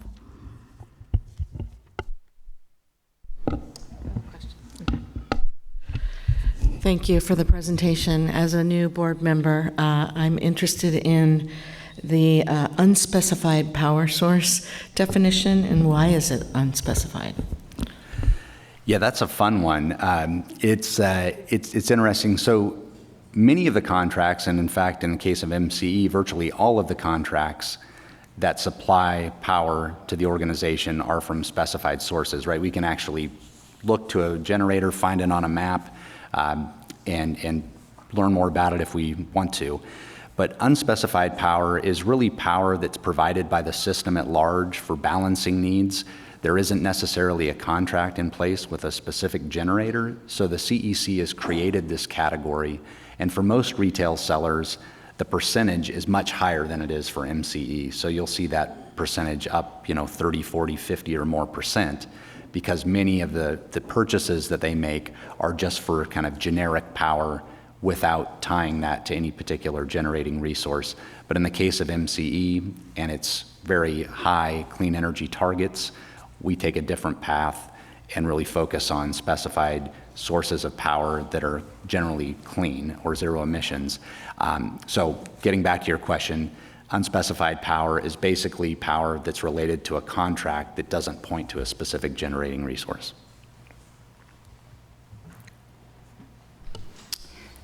Thank you for the presentation. That was really interesting. I wanted to focus a little bit on nuclear. And my first question was whether all of the other CCAs all have a ban on nuclear as well.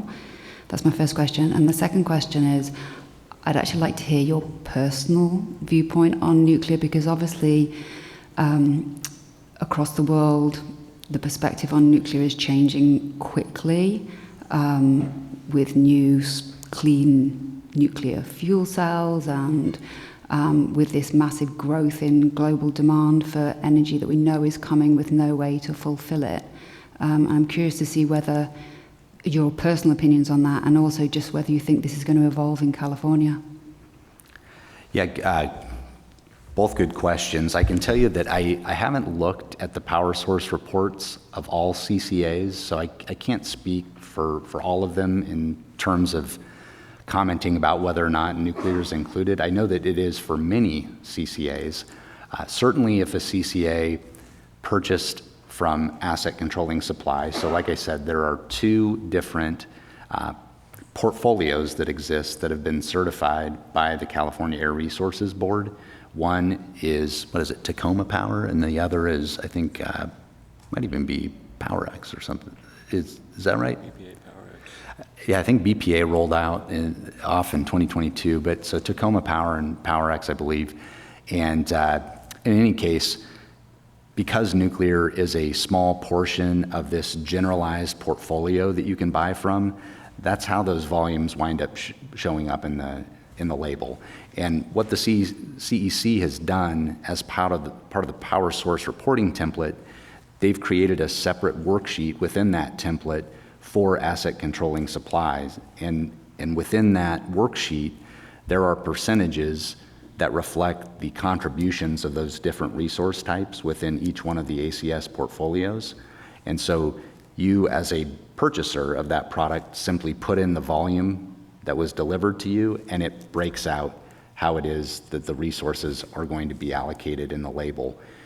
Again, very small, but when you do purchase that product, which many CCAs do, you are going to have some nuclear in there. Hopefully that answered that piece. The other question's a little more loaded. But in any case, so let me just say that, setting aside what's happening in the rest of the world, California has essentially decided to take nuclear resources offline. And no other nuclear resources are planned for construction. Matter of fact, I don't think that's allowed presently. So absent legislative changes, I think nuclear is on the way out. The timing is a little uncertain because I think we've had some, bits and starts in terms of decommissioning these nuclear facilities, and the timing of those decisions is largely centered around discussions about grid reliability, because these are large generating units that provide lots of power and stable power at that to the state. I think those decisions have been deferred, and I can't recall, maybe Vic and I don't know if they've, what the date is now for, okay. Yeah, that's still up in the air, and I'm sure it'll be discussed more along the way, but yeah, so I'm not giving you much good information here, I realize that. But in the state of California anyway, nuclear on the way out, and I don't think that we'll see, absent legislative changes, I don't think we'll see additional nuclear supply constructed, anytime soon. I don't know if you have anything else to offer, John. So I guess the follow-up question I have for that is, how on earth do we, over the next decade, meet the expected increase in load or in demand? Yeah, that's a really good question too. I think the experiment that's been going on lately has been renewables plus battery storage. And admittedly, I think just my own opinion, that's probably not the most sophisticated solution to the problem that we have in front of us. but it's the solution that we're employing for the time being while we think of other options. So, I think, that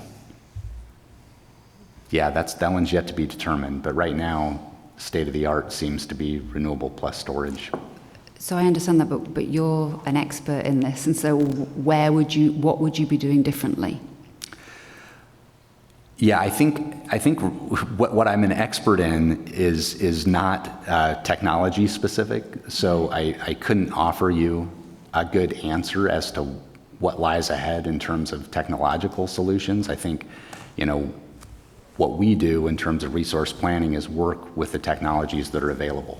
And I know that's probably an unsatisfying response, but it's the response that I have nonetheless. So sorry about that. Thank you. And I'll also add that I think that, in MCE's early years, we really were on the bleeding edge to some degree of some early and expensive procurement around solar. It was expensive at that time, and after a few years, it was offered at much better prices, and we might have benefited by waiting for the technology to evolve a bit more. I think that we are currently, in looking at new technologies, we want to, find the balance between being, too much on the bleeding edge and, but, encouraging technologies to evolve. And I think we've been very aggressive in our RFOs, soliciting power supply that is green and reliable. We've looked at green hydrogen as a possible resource, among many other technologies. Gravity storage. There's many examples of kind of new and cutting edge technologies. Many of those haven't yet become economically viable. And so while we patiently wait for those technologies to develop a bit further, we're watching closely, and we're looking for opportunities to engage. We are also looking at opportunities to partner with other CCAs when we might need to share risk on a new technology and not go it alone. So we're certainly looking at what's on the horizon, and it's a question in our minds too. Sorry, I'm going to jump on the nuclear bandwagon for a second. So Diablo Canyon, 2,200 megawatts, 8% of the state's non-coal-fired energy, probably going to be around for at least another 20 years, right? The feds extended the permitting. So when we make statements at MCE that we don't think new nuclear will be constructed, of course, I don't know either, but that we would take advantage of existing technologies. Is it possible that, given that it will be available for another 20 years, that we would consider it within our distribution if it meant being able to put forward more renewables or drive down the cost of renewables, given that it will be online? Well, two things come into play there. First, MCE has established a board policy at the beginning that directs us not to make specific purchases for nuclear facility. But the other factor that's important is that it is owned and controlled by PG&E. It's not for sale. Can I just add a point there? Because, MCE is a thought leader in many of these things and does have influence on what happens in terms of legislation. And this ban on nuclear may have been the right thing at a certain point in time, but it might not be the right thing now with how technology is evolving. Is that a discussion that MCE should be having more broadly? We have this blanket ban. Should we be looking at where nuclear stands today and whether that is something that you should be potentially advocating to Sacramento? Well, that would be a board policy discussion. So if board members would like to get that on an agenda, we could certainly stick it on an agenda going forward.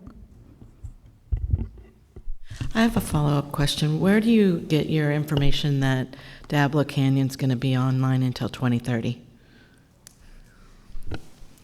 I don't have any official secret information, but everything I've read in the newspaper, so the first extension I think was 5 years, and then the speculation that it could be as long as 20. So if I were to say it more accurately, 5-year extension with speculation of as long as 20. We'll be lucky if it stays online till 2030. Director Kohler. Yeah, I just want to add, having worked at a nuclear production facility for a number of years, I like what Dawn said about let's stay off the bleeding edge here, and there is no clean nuclear. There's huge toxic impacts that will never go away for our lifetimes and thousands of years beyond. So, while the board is free to open up this policy decision, I think we ought to hold off until we continue to look at where things are going and seeing if, we can continue to procure at the rate we've done, even though we've had to pay some higher prices through the resource adequacy. So that's my sort of pitch for right now. I think it's too early and too premature to start looking at what I consider a huge, dangerous resource. Thank you. I would definitely favor having that policy conversation as the board. I would like to know what the implications are of potential new technology. I think it's a discussion worth having. When you're in an emergency, you need to act like you are, and to take things arbitrarily off the table without continued discussion, so that the board can affirmatively say, with full possession of the facts, whether or not something is a good idea, I think is good for us to know. Another thing that would be interesting to know, since we are in a short-term climate emergency, meaning it's happening right now and it will continually happen and get progressively worse into the future, it would be good to know that if beyond Diablo Canyon, whether or not it's even feasible in the short term to have anything else on a nuclear perspective come online. Second, and then a question I also was wondering, so I know that the Valley Link rail project that is considering connecting Livermore and San Joaquin is constructing its own green hydrogen, or contemplating constructing its own green hydrogen production facility to fuel their transportation currently considered alternative. And they are purposefully designing into it overproduction for potential use for other purposes. I'm just wondering if that's something that MCE was aware of. Yeah, thank you so much. There are a number of green hydrogen energy projects happening and kind of springing up within our service area. And most of them, actually all of them so far, are transportation focused.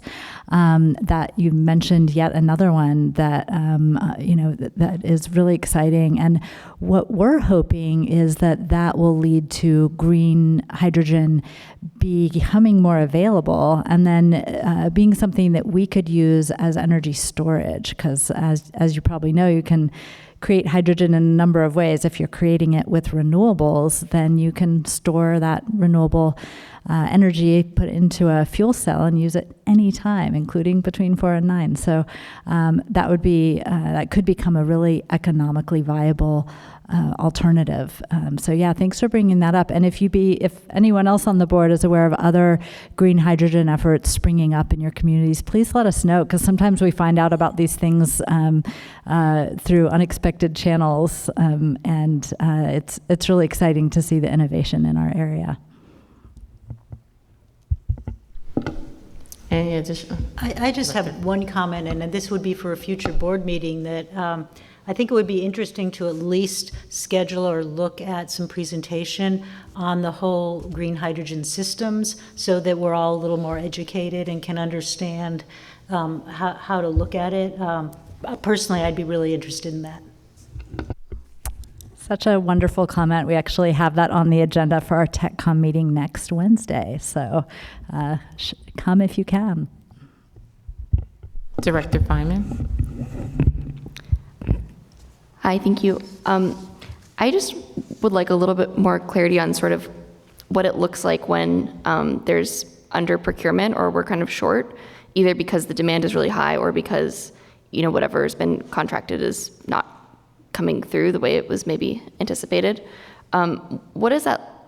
We saw the RA price really spike earlier. What does that look like in terms of competing with other CCAs for what seems to be a, I would imagine if we're in a position of being short, maybe Sonoma and Silicon, I would imagine it's not just us.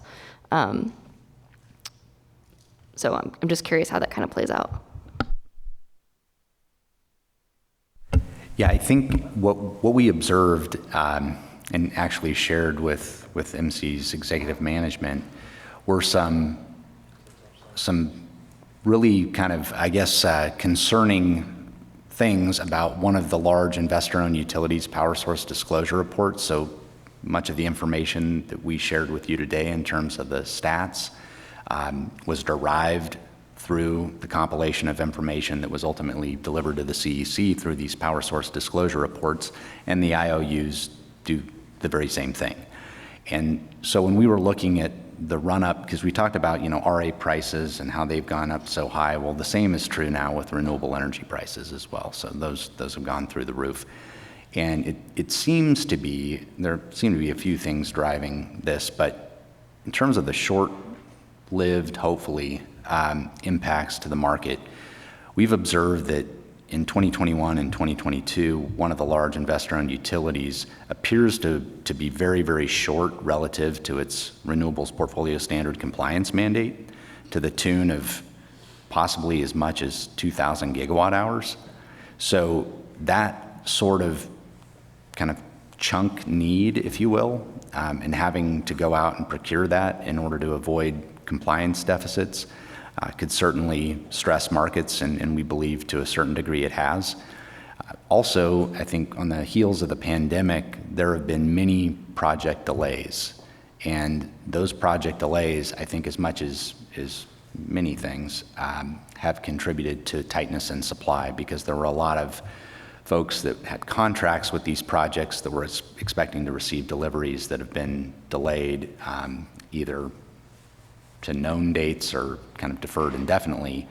And I think once those projects ultimately come around and are completed, some of these constraints will be alleviated. But whenever you have escalating compliance obligations coupled with very, very high voluntary obligations for many load-serving entities, including this one and other CCAs like it, you run into a situation where you can have these very short-lived pressure points, particularly when we had the circumstances as we did coming out of the pandemic with supply chain constraints and various other tariff issues and so forth. So I don't think this is going to go on forever, but it's certainly very prevalent right now, and I expect that will continue at least through next year, which is the final year of compliance period 4 in the RPS program. So once we kind of get through that, hopefully things will relax a bit. Yeah.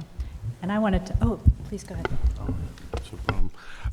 Good question, by the way. I just wanted to add that in addition to what Kirby said, we look ahead, the annual 6 months, 3 months, 1 month, a week, and then like Director Brezen was talking about our daily multidimensional load forecasting to see what's going on.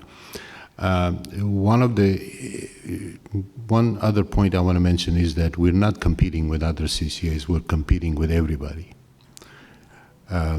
including very large investor-owned utilities in the 20,000 megawatt size. So, but with boards follow through in our financial discipline, where we have gotten in about 5 years, 5.5 years now, we are a preferred seller we are preferred buyer from the sellers. So we are looked upon to say, okay, I rather sell to MCE than another entity. So that is helping us. So when we go purchase and we pay the price, we have margins. We look at load forecasting and things of that sort to see how much of a margin do we need to have to meet expectations. But like what Kirby covered in 2022 summer situation in September, that was not normal for us to hit that much of a load. Just some additional color to your question. Thank you. And can I just ask a quick follow-up, which is, it's great that we're a preferred buyer. Is that just because we pay more, or what are the other factors that go into us having that advantage? Well, I just want to mention that our creditworthiness, our history with our contracts, we have surpassed the $3 billion mark in our contracts.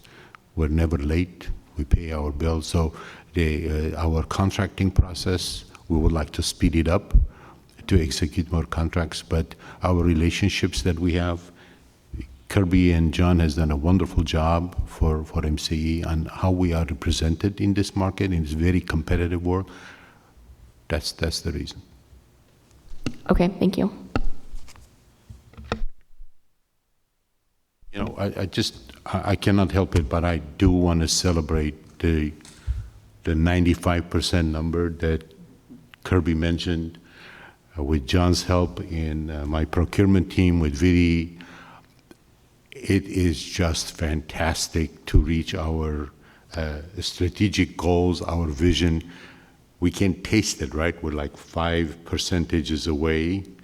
So it's gonna take our collective effort from local microgrids to VPPs to helping each other's communities, the whole 9 yards, from energy efficiencies, having a storage in our communities, and maybe even owning power plants, having open dialogues about our operational effectiveness and speed of executing things, rates, how much do we save, how much do we give back. But I just want to really recognize that we haven't been this close to the target yet. So really appreciate that.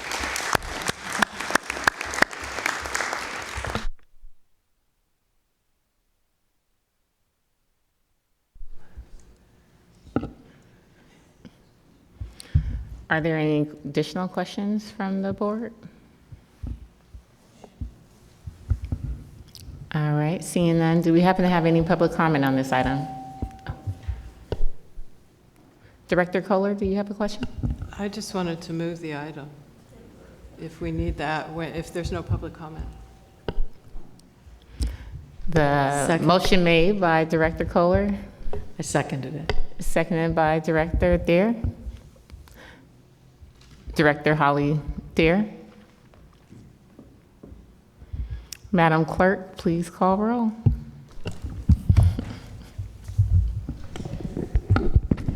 Thank you.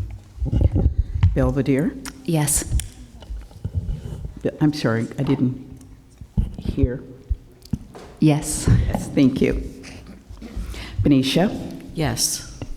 Concord? Yes. Contra Costa County? Corte Madera? Danville? El Cerrito? Fairfax? Yes. Fairfield? Lafayette? Larkspur? County of Marin? Yes. Martinez? Mill Valley? Yes. Moraga? Aye. Napa? City of Napa? Yes. County of Napa? Yes. Novato? Oakley? Pinole? Yes. Pittsburgh? Yes. Pleasant Hill? Richmond? Ross? Yes. San Anselmo? Yes. San Pablo? Yes. San Rafael? Yes. San Ramon? Yes.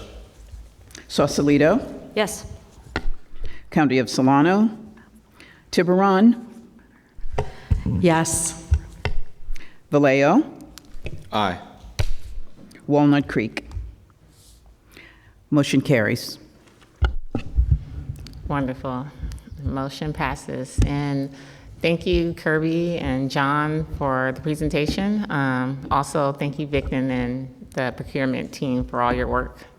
We really appreciate it. So that was our last agenda item.